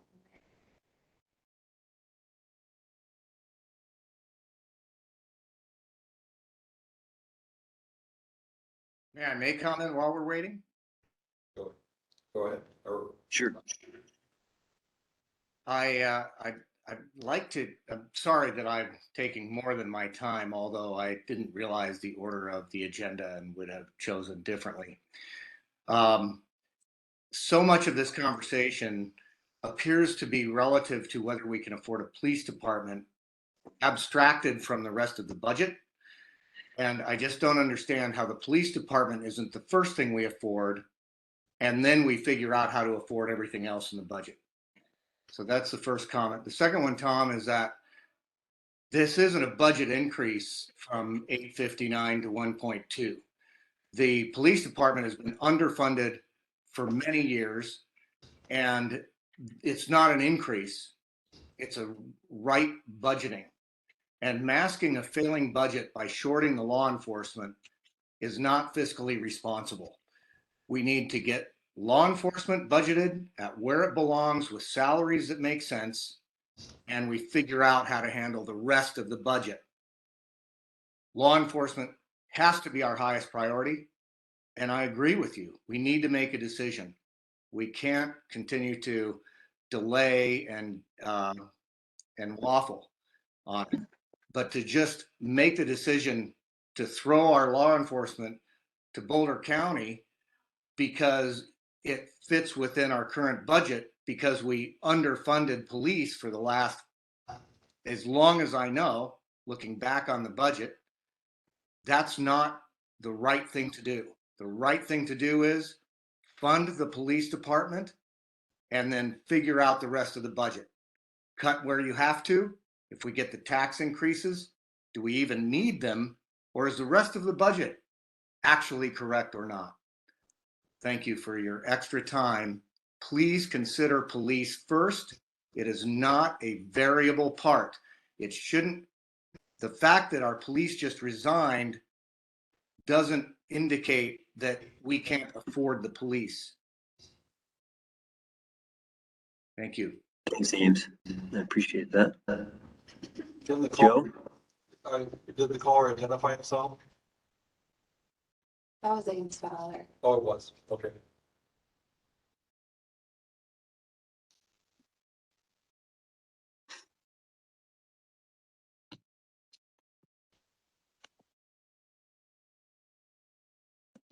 I see other people attending. I don't know if we're still waiting on Joe. If anyone else has a comment while we're waiting.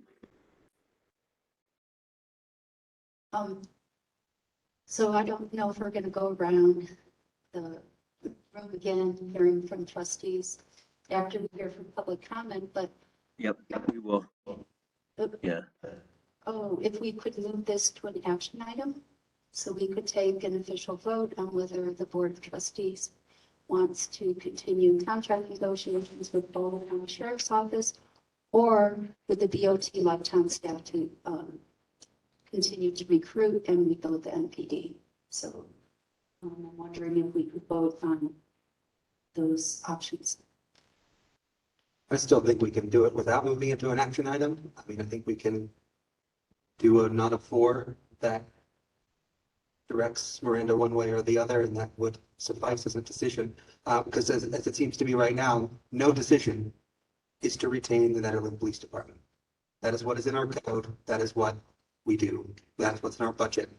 Like, we don't need a resolution to retain the NetPD. We need a resolution to dissolve it.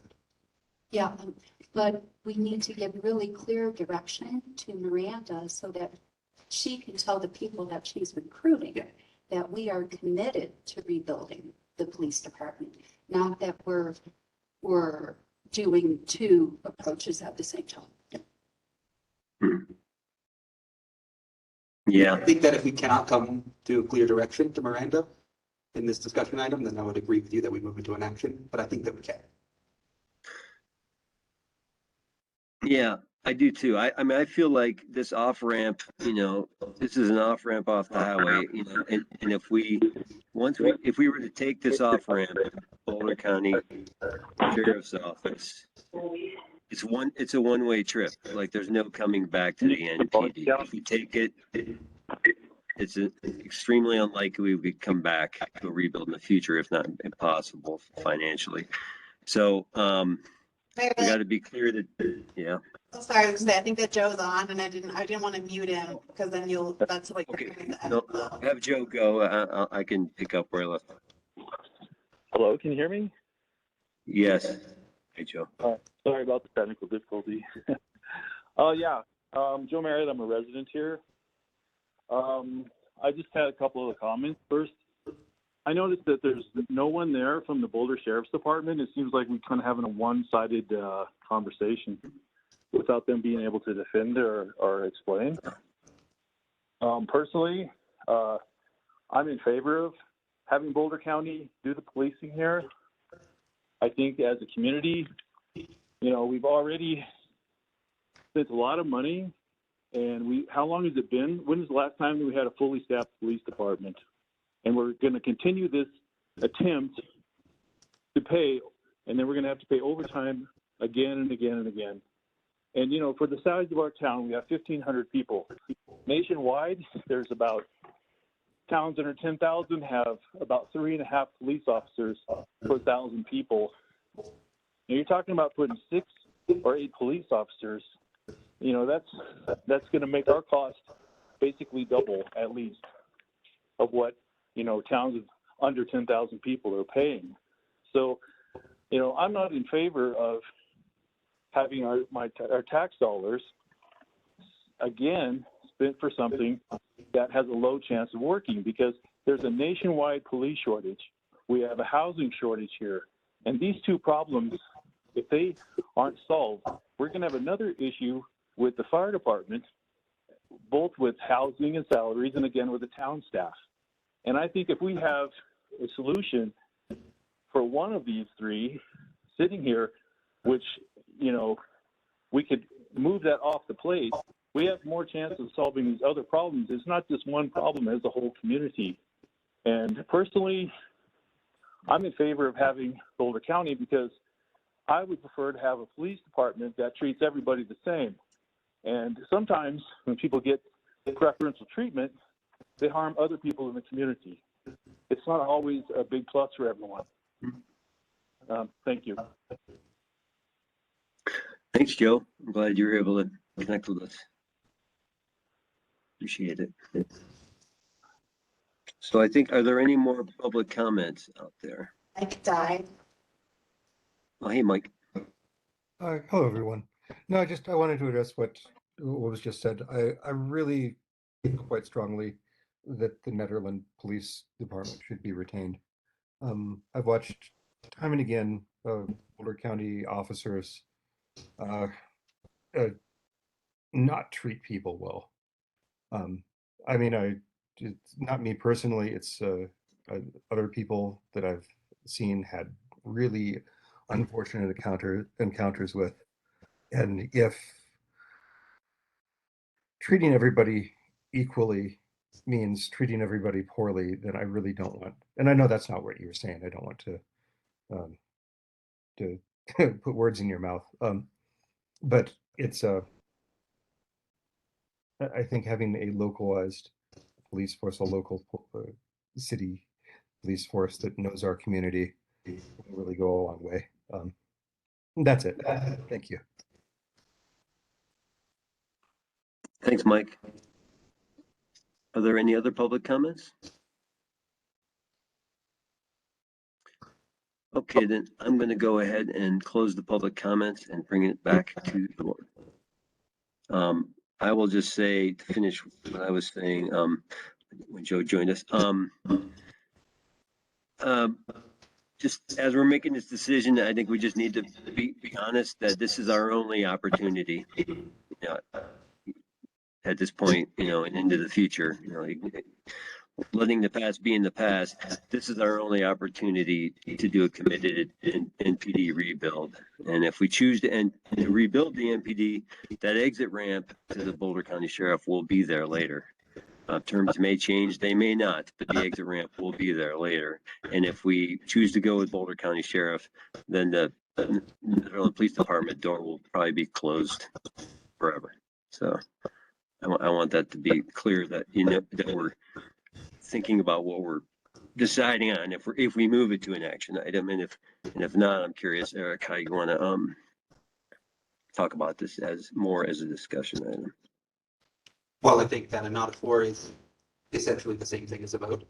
And one of us, and I can do it right now, can suggest that we direct town staff to cease negotiating with Boulder County Sheriff's Office and to move forward rebuilding the Nederland Police Department. And I would give my nod to that direction to town staff, based on the overwhelming amount of resident feedback that I've gotten, that I feel like we have no choice. We're going to operate as a democratic community, that we have to do it this way, even if my head tells me it's going to be harder, it's going to cost more, and it will frustrate other initiatives that we might want to do in town. Like some other folks said from public comment, to me, it's what the town is here to do.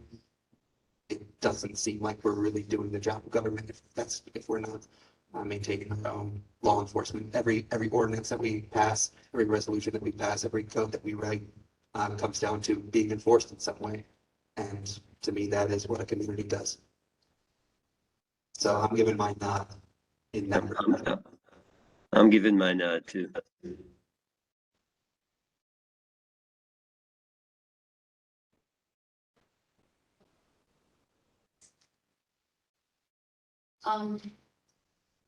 So yeah, that's what I've heard from the community too, is that they would prefer a local police department if that's possible. And it will cost more. But I'm really encouraged that Chief Dave Hayes is helping us out. And I'm very encouraged with the number of applications that we've received, and that we've received two really strong candidates for Marshall.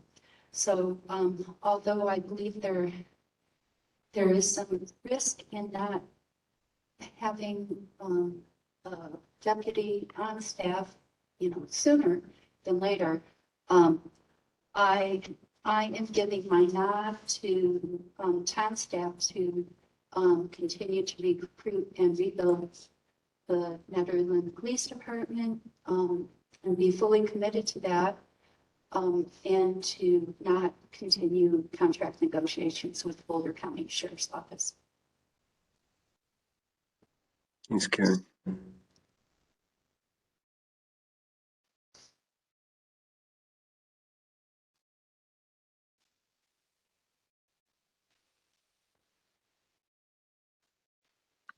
I'll go.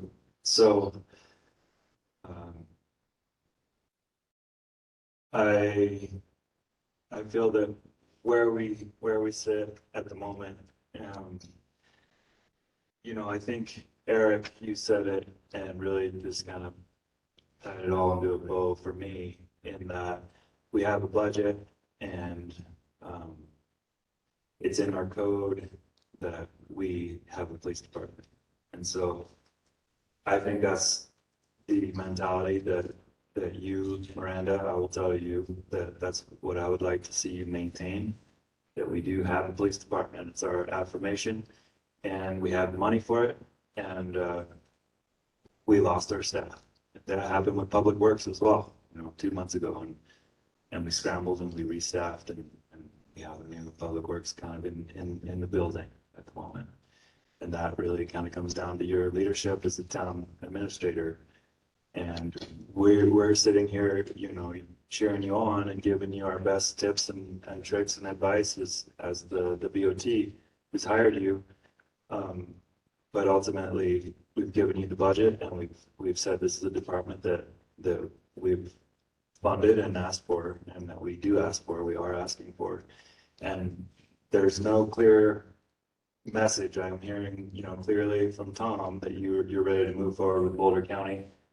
I'm not hearing, I don't know how I would vote if Karen, you asked for a vote now. I mean, I feel like I'm still kind of really digesting all of this and taking it in and trying to learn as fast as I can, get up to speed on the situation. I think we could be doing much better as a nation with the way that we're policing. We have the highest rate of incarceration in the world by factors, and we're the land of the free. And we also have the highest military spending in the world by orders of magnitude. And we have a really high rate of gun ownership, and yet we're all walking around feeling unsafe. We have more people in prison and more people in jail than any other country in the world, and more than China. I think that we're spending more than half of our reliable recurring budget on the police is not necessarily a reflection of my values. I would like to see us spend good money on sidewalks, parks, trails, and innovate and get creative with how we can rebuild the police department and do a police department more cost effectively, more creatively, and with utilizing a strong community fabric in a way that is not really being done in this country as far as I've been able to notice. And I think that we can really rely on experts like Paul Carroll, Chief Hayes, and Larry Johns is on the meeting. I'm aware he's a great resource. I've been thinking that we need to have a community policing advisory board, and we also need to have a public works advisory board. Those are our two primary functions of government, and we have advisory boards for sustainability, for planning and zoning, for planning commission, and for parks. And I think that our advisory boards and the time of our volunteers needs to reflect where we're putting our money. And it's pointless to have an advisory board for an aspect of our town government that's not funded. And so I think we have some really great resources with Chief Hayes, Larry Johns. I have a good rapport with Jen Feinlove, and I know there's mixed feelings there among everybody involved. However, I know that we have a lot of really great community resources, and I feel that we can draw on the expertise of strong community leadership with regards to police. So I really want to move on. I don't feel that we have consensus on where Tom's coming from in a vote of 4 to say, no, let's not rebuild the MPD and let's go with Boulder County. Unfortunately, for you, Tom, in this case. However, I know that you're going to rally behind the community and go with us on whatever path we choose to be successful. So as it stands, we have an MPD, and we need to start realizing that. And it's just a matter of you doing your part of leading us through this moment. So But we don't have an NBD. we don't, but we have the budget and we have candidates, and we have momentum for that. We have a will in the community. I think that I don't necessarily agree that we have to spend more money on it. And I don't think that we need to cut off negotiations with Boulder County either. We've always had a hybrid relationship with Boulder County where they've supplemented, and I don't think it's a matter of we stop talking to Boulder County. I think it's a matter of we take this moment to identify what our real values are. Perhaps we engage in some of the process that Paul Carroll gave us that nice pamphlet. We have some great resources from neighboring communities to kind of lead us through a process of recreating and how we're going to police ourselves and how we're going to feel safe as a community. I just want to clarify, I wasn't suggesting that we stop talking to Boulder County entirely, only that we stop negotiating this particular contract with them for replacing our police department. Sure, but the relationship is nuanced, and it will continue to be so, and we will continue to need to maintain a good, strong relationship with them. And those contract negotiations is always something that we need to, continue to maintain. Yeah, I think that the town staff sphere is that if we continue to negotiate for a full takeover of the PD with Boulder County, that we will not be able to recruit from that PD. So we're basically giving them a catch-22 situation where they can't do both. Well, I don't know about that. I mean, we're a mountain community. We all love living here.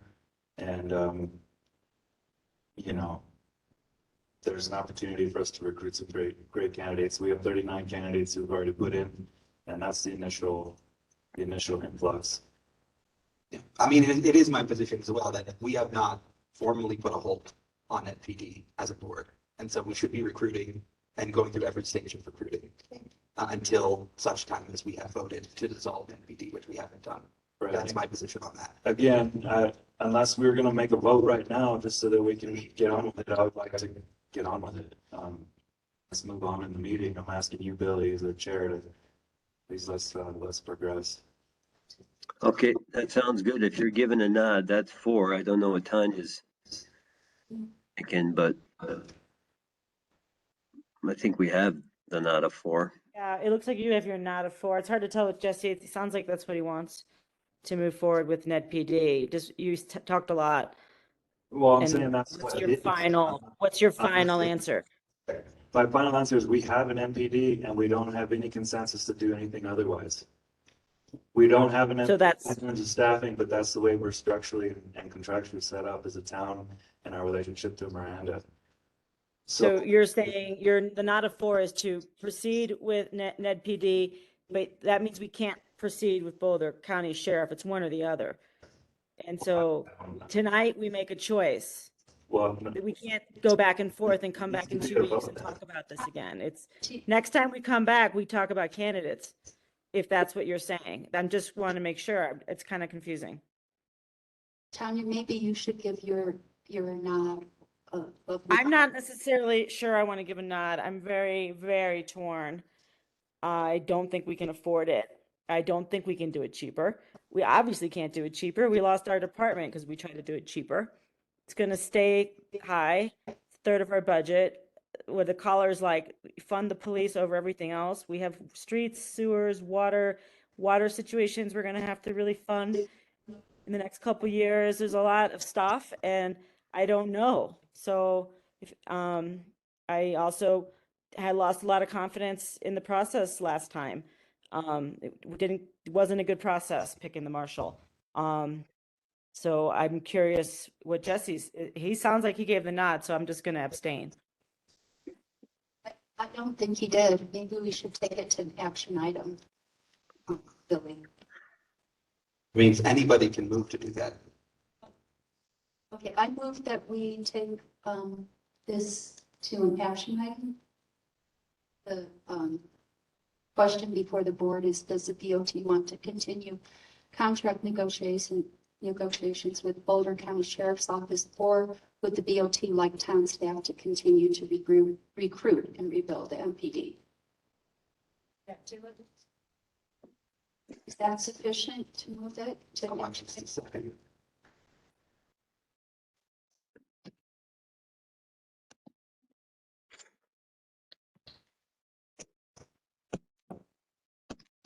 So I'm looking for a second to move this question to an action item.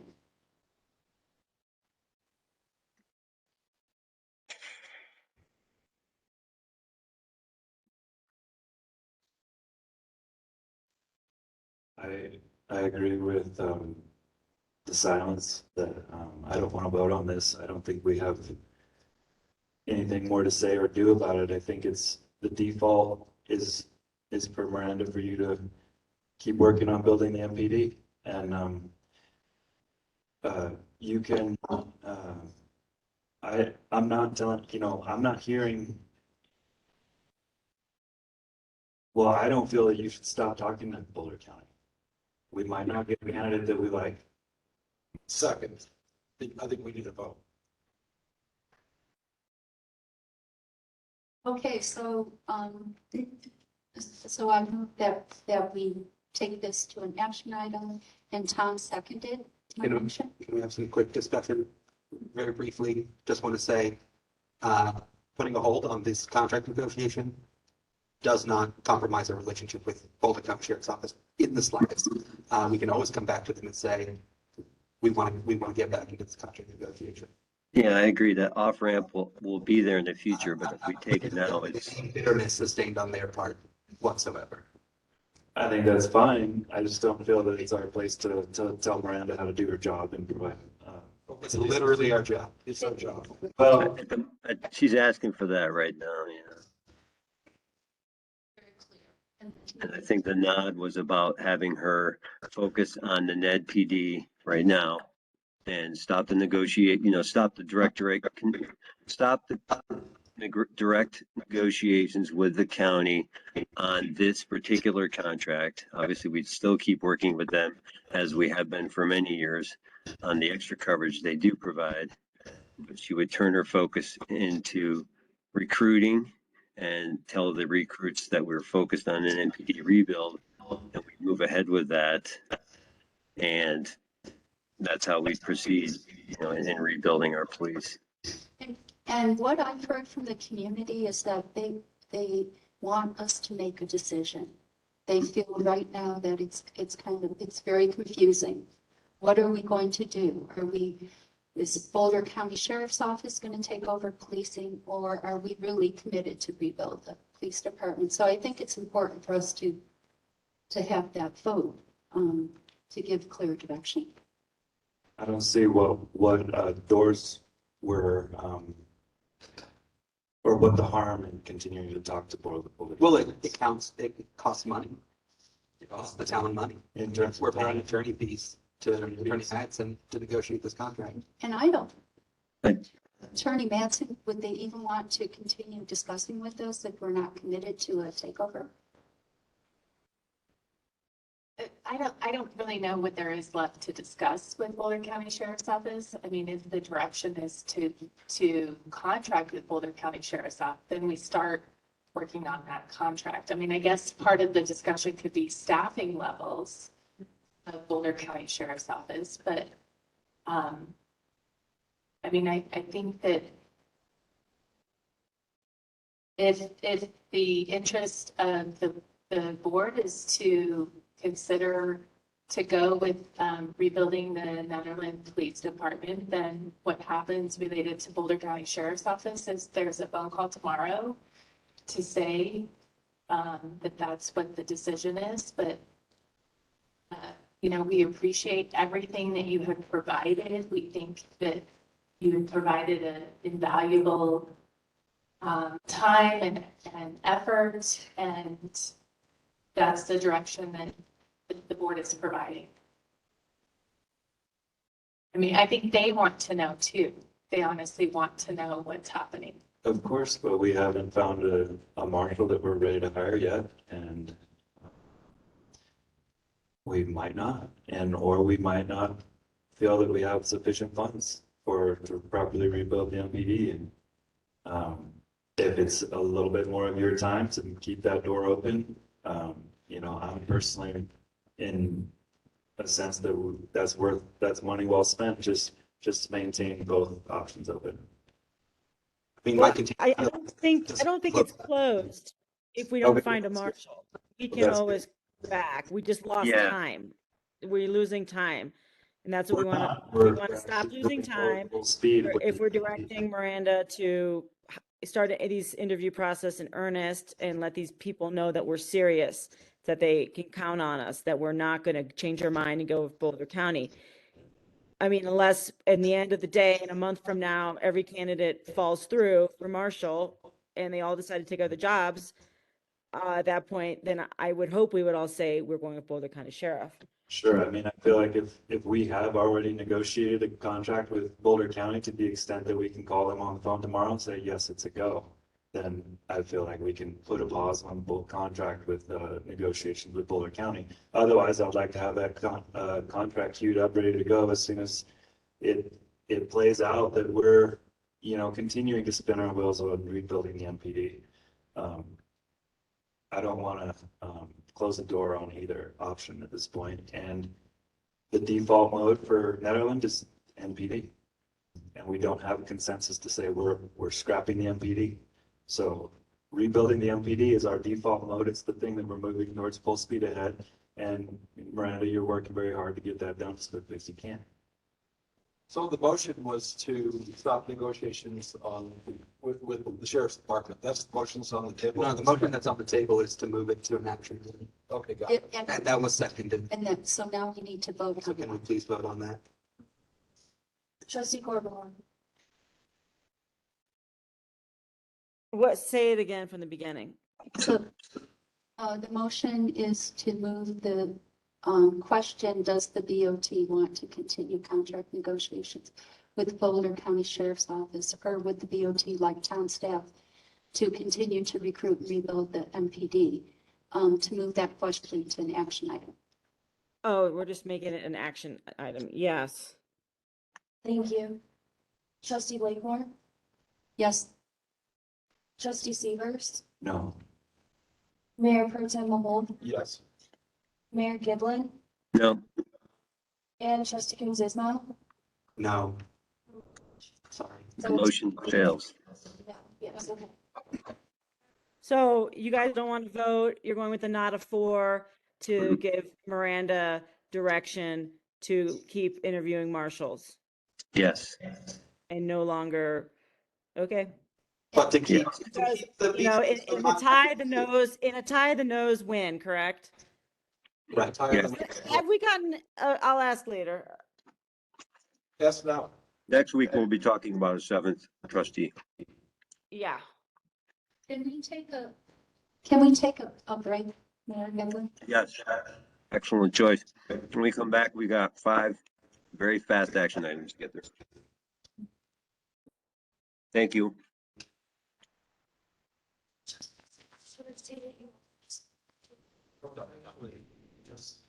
Yeah, so I'm saying that that's the, yeah. Everything is right there. That's very strong. We did like 6 dollars say that here. But we don't need, it's already. Take the out the window. I mean, There's no like code in it. so basically, the status quo is we No, have a company, we have funding for it, and we have contractual structure. We have equipment. What directions did you? We have everything except for the staff. It's still up to hire. I did hear rebuild the TV. Our staff. What did you hear about the sheriff department negotiations? I think that that's. So. I mean, just say that.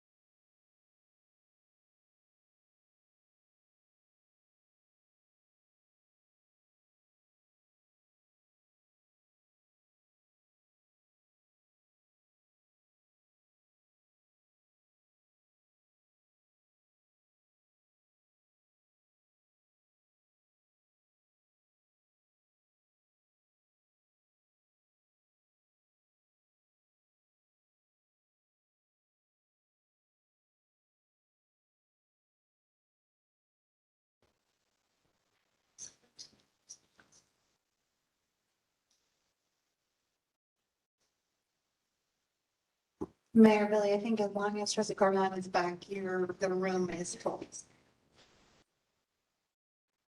Yeah, I'm here. I'm here too. Thank you.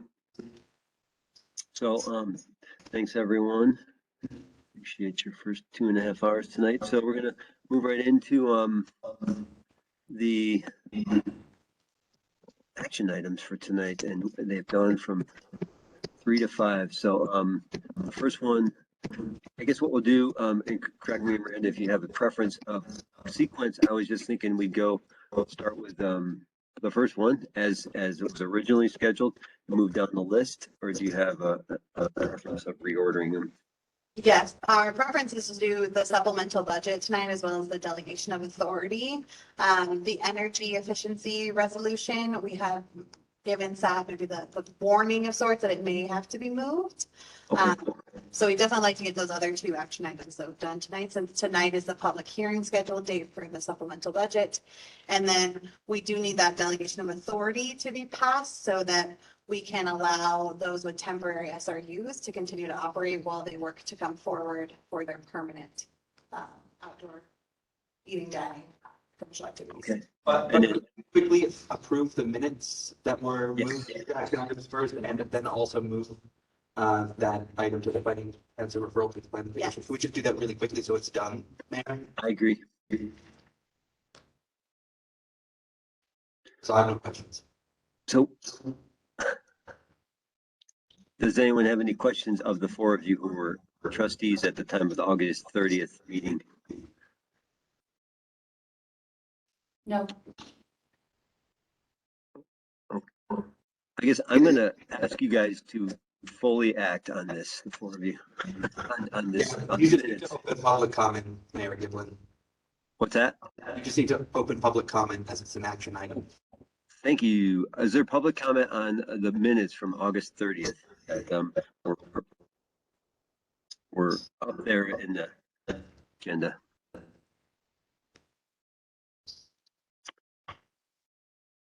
Hearing none, I'll bring it back to the board. I move to approve the August 30, 2022 BOT special meeting minutes. Second. Mayor Kibling? Oh, wait, am I calling it? Abstain. Or just, You can abstain. Yeah, and they'll still call everyone, but then allow them not to be abstaining. okay, thank you for the clarification. All right, so Mayor Giblin, you abstain, is that correct? I abstain. Okay. I abstain. And trustee Severs? Abstain. Okay, thank you. And we have trustee Coombs Ismail? Yes. Mayor Pro Tem Mahol? Yes. Trustee Corvalon? Yes. And trustee Blakemore? Yes, thank you. Great, thank you very much. And so I think with this, we can go into the supplemental budget. Oh, there's one more. Revocable encroachment agreement. Oh, yes, thank you. And so, yeah, with the encroachment agreement, I would like to make a motion that I would like to open it up for public comment on the encroachment item that was it's at the top of the agenda. Towards the top. Any public comments on this right away encroachment? Hearing none, I would like to make a motion to send this to the PC so they could really take a more critical look at this and then come back to us later with their recommendation. I know their next meeting is the 4th Wednesday of October, so hopefully they can fit it in then. Second. Can you take the roll, please, Mason? Mayor Giblin? Yes. Trustee Severs? Yes. Trustee Coombs Ismail? Yes. Mayor Pro Tem Mahol? No. No. Trustee Corvalon? No. And trustee Blakemore? Yes. Motion was approved. Thank you. From here, I'd like to go into action item 6.1 supplemental budget, and I'd ask I'd ask Miranda probably to um, to proceed. Yes, so we are bringing back the supplemental budget to you that we've talked about a few times. I think the biggest changes from our last discussion is we did add back in the dust mitigation funding at $20,000. That was at the request of Trustee Severs and Mayor Pro Tem Mahold. And I believe Emmett Pelletier is on to kind of speak to that.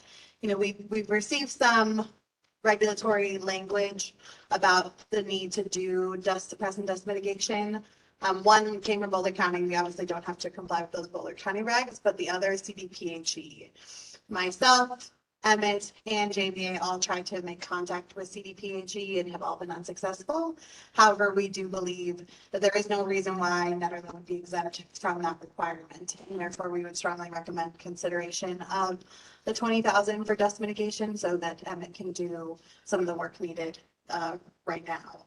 And then the other thing is we amended the administrative assistant job description, you know, just kind of a point of clarification. Typically those are administrative functions, but we did want to share with you what we aim that person would do, and that would be that front desk support.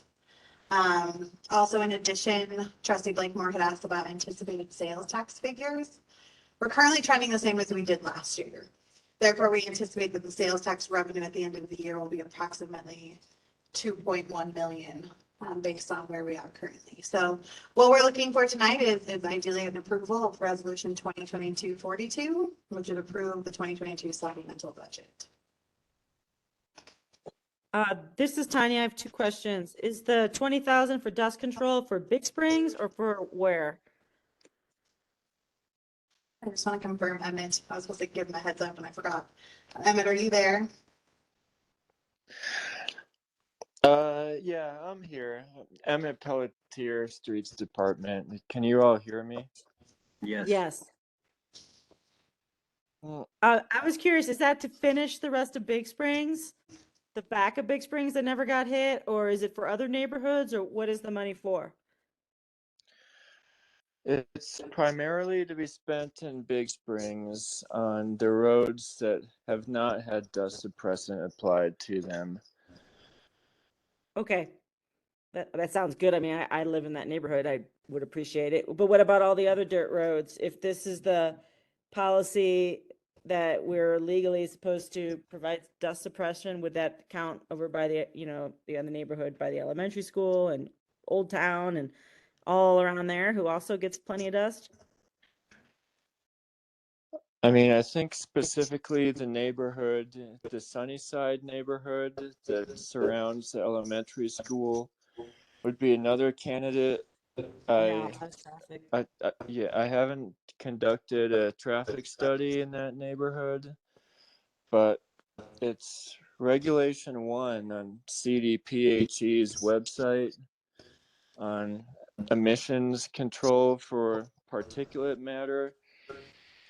It states that unpaved roadways that have traffic that exceeds 200 vehicles a day are required to have dust suppressant applied. So I think there's various areas in town that are candidates, but at this time I was looking to focus on Big Springs. Yeah, well, I agree that it's horrible. The dust can be, you know, I work outside, so it's sometimes I work outside and it's very harmful. Thank you, Emmett. My other question was for Miranda about the administrative assistant position. Right now, who is currently handling your short-term rental applications? Makes Caligaris as town clerk. She would still continue doing that? Yes. Because I've been hearing comments from people regarding the increase of tax, people who have licenses, and they're upset because of all the homes that are Airbnb that don't have the licenses, and it would really be a real simple process. Is that something that we could hand off to the new admin to you know, cross-reference every Airbnb and make sure they're licensed? Yeah, we can definitely, you know, I would ask that people file reports if they're aware of an operating Airbnb, because then we can also cross-reference with a host compliance. We do a scan of host compliance to see what is considered an active rental under their definition, but it's always helpful if someone reaches out to us and tells us Yeah, but they believe to be an Airbnb. So because they're upset because they're going to be paying more in taxes when the people who aren't, registered don't pay anything. And so I think it's important that we get everybody in town on the same playing field. And I would just hope that with this admin taking over so many duties, maybe there'd be more time to follow through on code complaints and follow through on things like the regulations that we have in place that don't get enforced. So I have a question about that.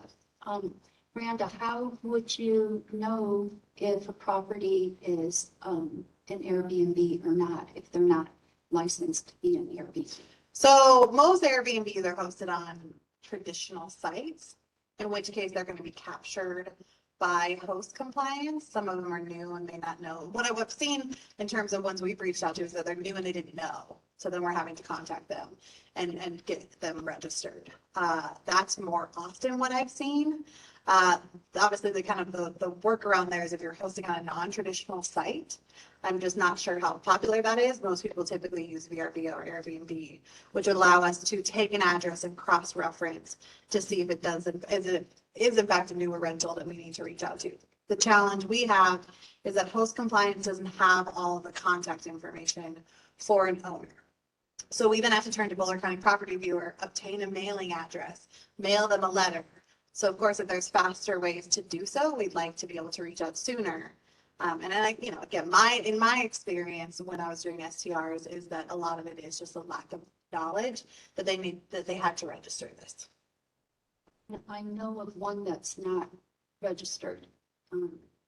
That's not in Airbnb. So it's just, gets a little tricky then because you can ask, they could say we're not operating as a short-term rental. Right, that's a little bit harder for us, but it's not saying that we are opposed, and Stacey, I don't want to speak for you, but that we're opposed to having those conversations.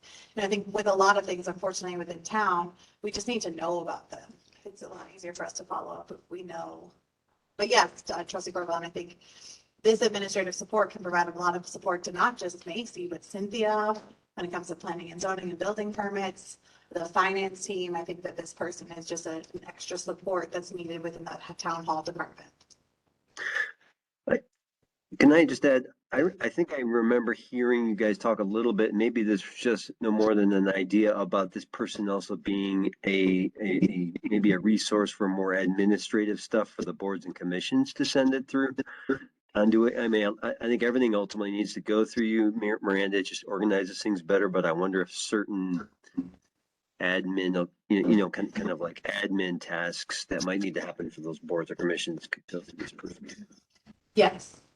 Yeah, I mean, we definitely wanted to make sure in this job description that we highlighted their day-to-day. I mean, of course, there's always the other duties as assigned. If we tried to list every little thing someone would do in a job description, it would be really long.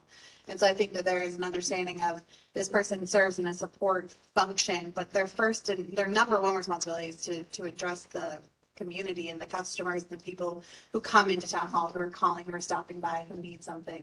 That's going to be their number one. And then everything they're able to do after that is just the supplemental tasks as we outlined.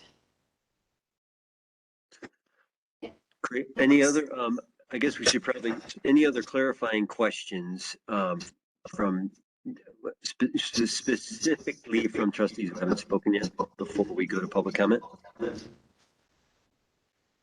I have one. Go for it, Jessica. No questions. Good to know. Sorry, the admin assistant position still isn't quite working for me in a supplemental. My question is, if that position were not approved, how would things operate from now to the end of the year at the front desk at town hall? The same as it does now. Right. I think If you could just restate that just for the record.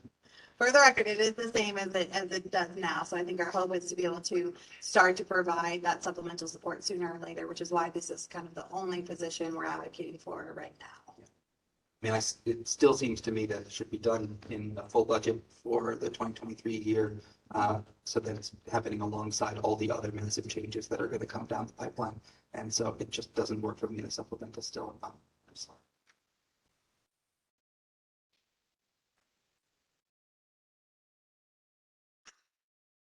Thank you. Any clarifying questions? Any other clarifying questions, Eric or Tom or Karen? No. I'll go for it. Emmett. So he said the CDHPE requirements are dust suppressant is required for roads that see greater than 200 vehicles per day. And so the roads that you'll be doing in Big Springs, have you measured have you done traffic counts on those roads? We had a spreadsheet emailed to us today, I think. Yeah, I conducted a traffic count on Big Springs Drive specifically, and it sees anywhere from 400 to over 550 cars a day, depending on the day. And that was the area where I conducted the traffic study. I haven't conducted any others throughout Big Springs, but I would have to assume that there are various roads throughout that subdivision that see over 200 cars a day. I guess I'd like to see the traffic counts, and it maybe prioritize the roads to be done based on the traffic counts. I've heard from people up in Sunnyside that they would like to see their roads paved or dust suppressant, and as well as Old Town. So I just, if we have some methodology there to decide which roads to do, I think would be worthwhile. Yeah, that makes sense. I mean, I would like to conduct more traffic studies. Yeah, as far as paving, it's far more expensive, and I just think it's I don't know if it's practical to pursue paving all of these roads. And for a short-term solution, I think just the dust suppressant is much more practical. My one comment is, yeah, for sake of a supplemental budget, which we're talking about now, I agreed with your all's thinking a few weeks back or a couple months ago when you guys said dust mitigation in the fall was a cost we could save. But now that it's been called to our attention that the CDPHE requirement, is in place. I think we have to be compliant, but I agree with Karen that if we do some real studies and get some good numbers like you did up there in Big Springs, from June 17th to June 20th, I think were the dates. And those are good. Those are great numbers, and we can work off those and prioritize. Yeah. And just use what we need in the places we need it. Just to clarify, the Big Springs it has had the dust suppressant applied to it, and it's much better than it used to be. I used to have to roll my windows and close the vents, but now I can leave everything open as I drive through because there's no dust. Yes, I agree. And it was June 28th when we applied the dust suppressant. So it's been nearly 3 months, and the dust is only just now beginning to return. So I definitely think it's effective, and it's a really tangible way to spend money.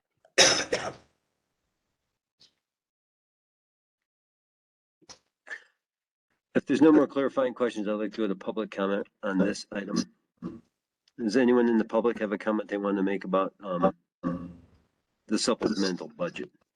So the entire supplemental budget.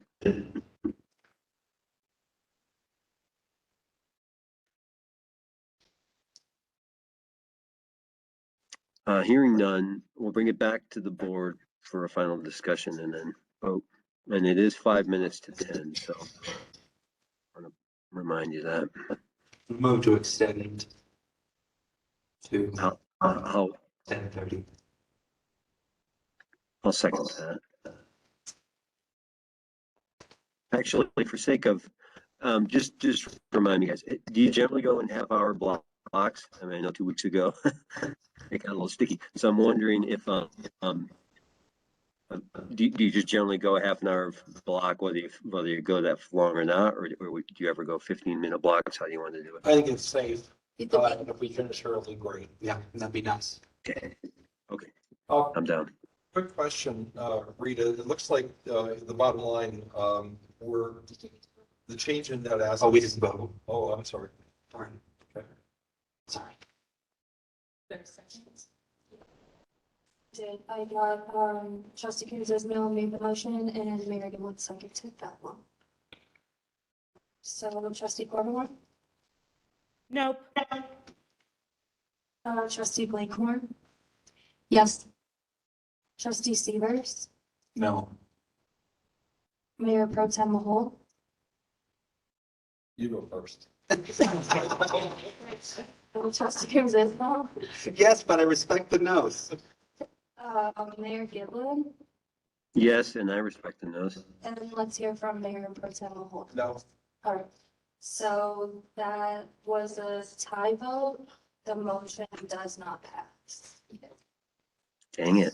I make a motion to. That's why I wanted to go shorter. I make a motion to approve the supplemental agenda Budget, you mean? budget. I'll second. Would you take a friendly amendment?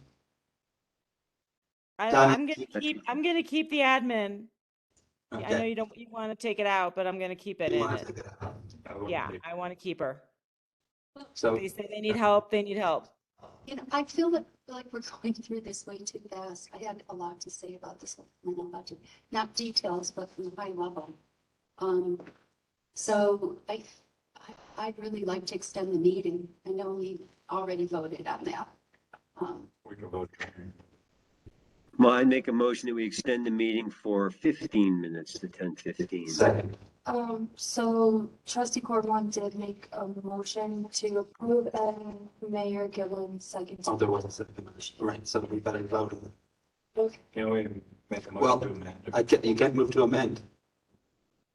So I do move to amend that we Everyone remove can just the vote. assistant. Second. So we have to vote on that amendment first. Okay. So the amendment to remove the administrative assistant from the supplemental budget. That's right.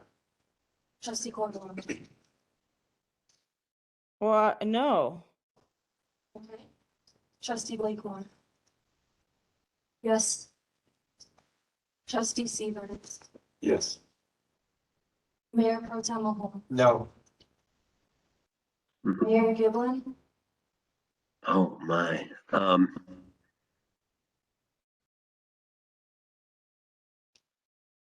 No.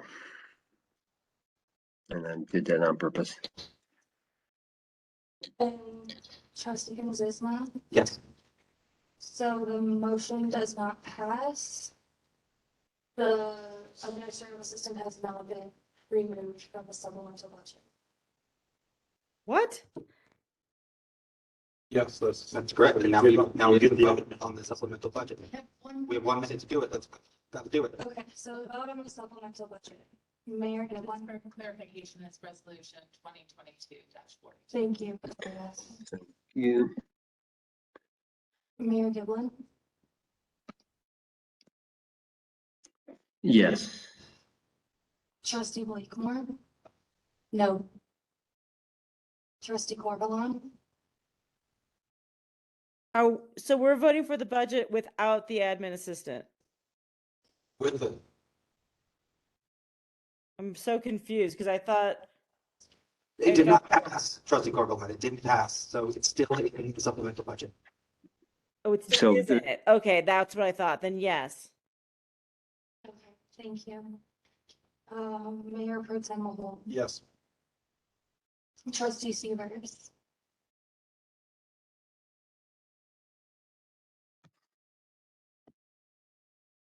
See that? It's 10 o'clock. No. Okay, and then trustee Coombs. Yes.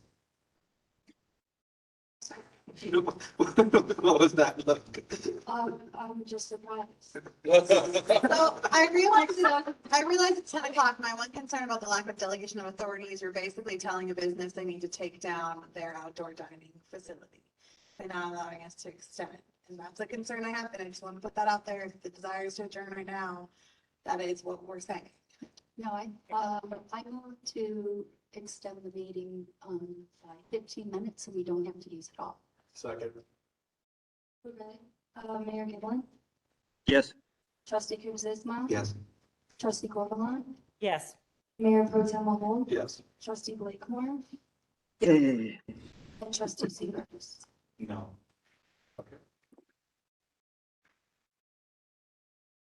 Yeah, I'll introduce it super fast.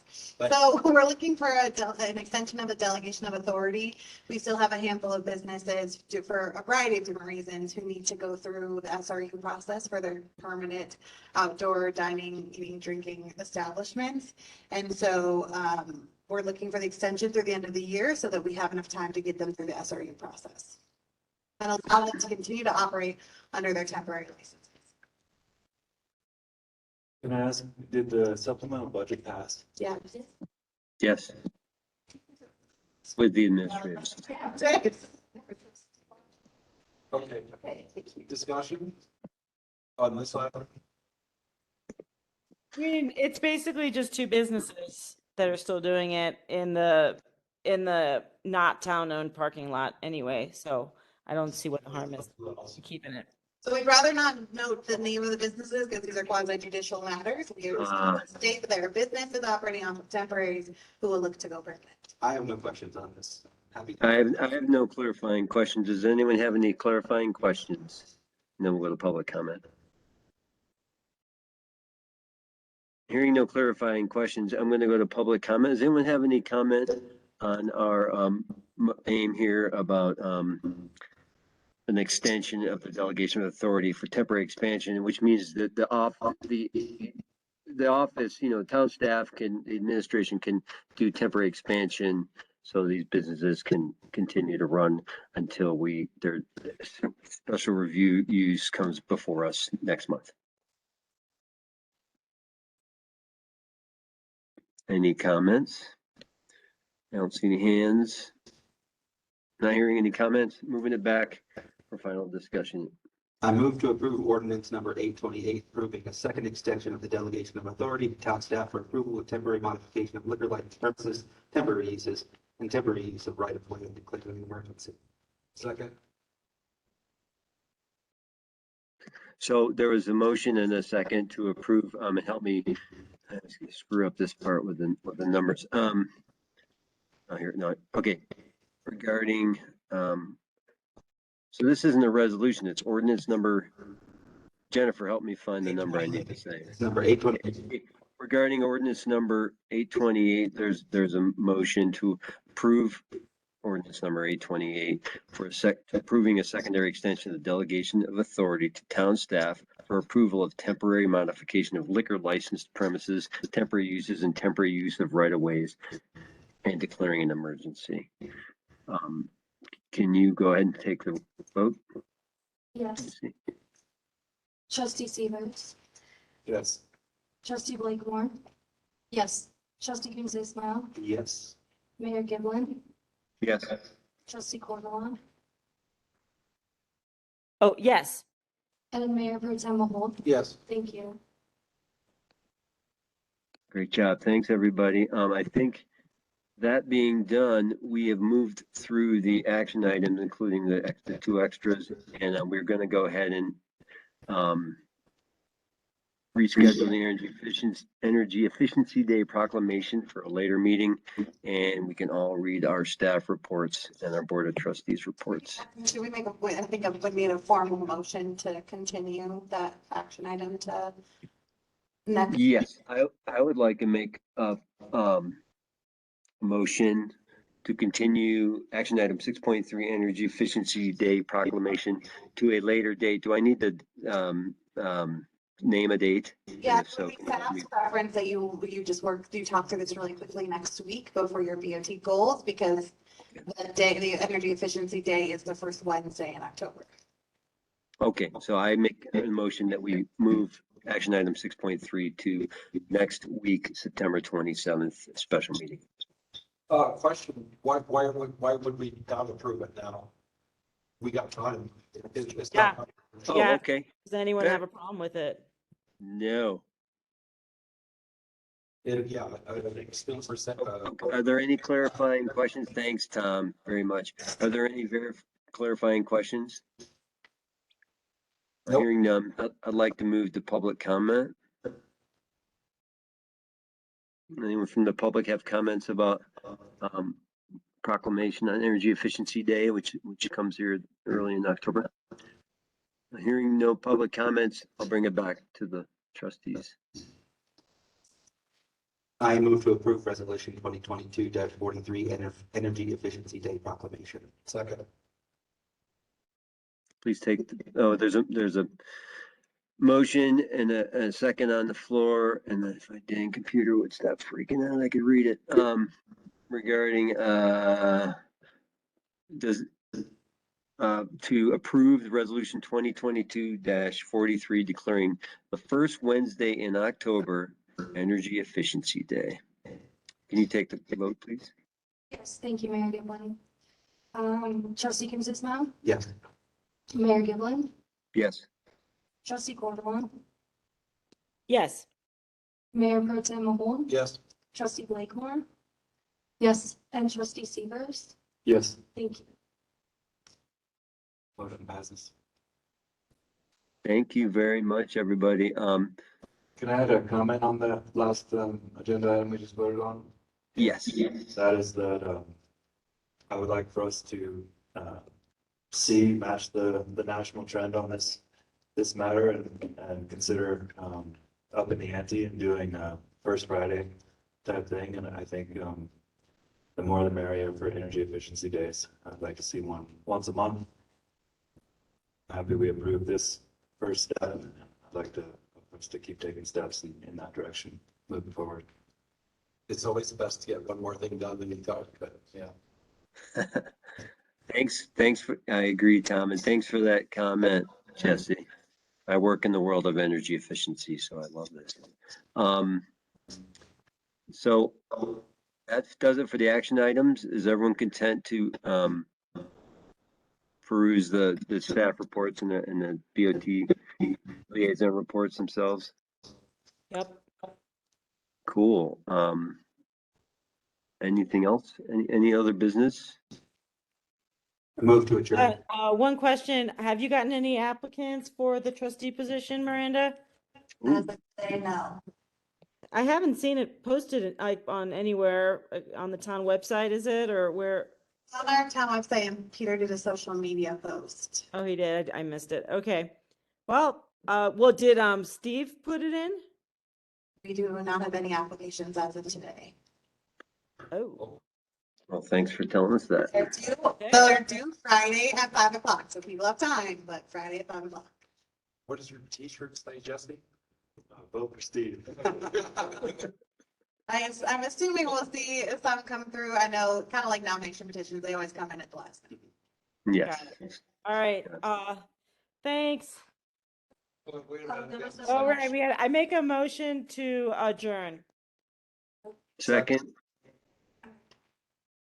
Mayor Giblin, can I call the vote? Yes. Oh, please call the vote, Macy. Awesome. You're up first. Yes. Trustee Blakemore? Yes. Trustee Corvalon? Yes. Mayor Pro Tem Mahone? Yes. Trustee Severs? Yes. And Trustee Kim Sismo? Yes. Thank you. Thanks, everybody. Good night. Well done. For 9:30 next time? Yeah. Sounds good. Petition You one. guys have a great night. Appreciate your work. Just for the record, the meeting tonight was adjourned at 10:09 p.m. Yeah, they all closed.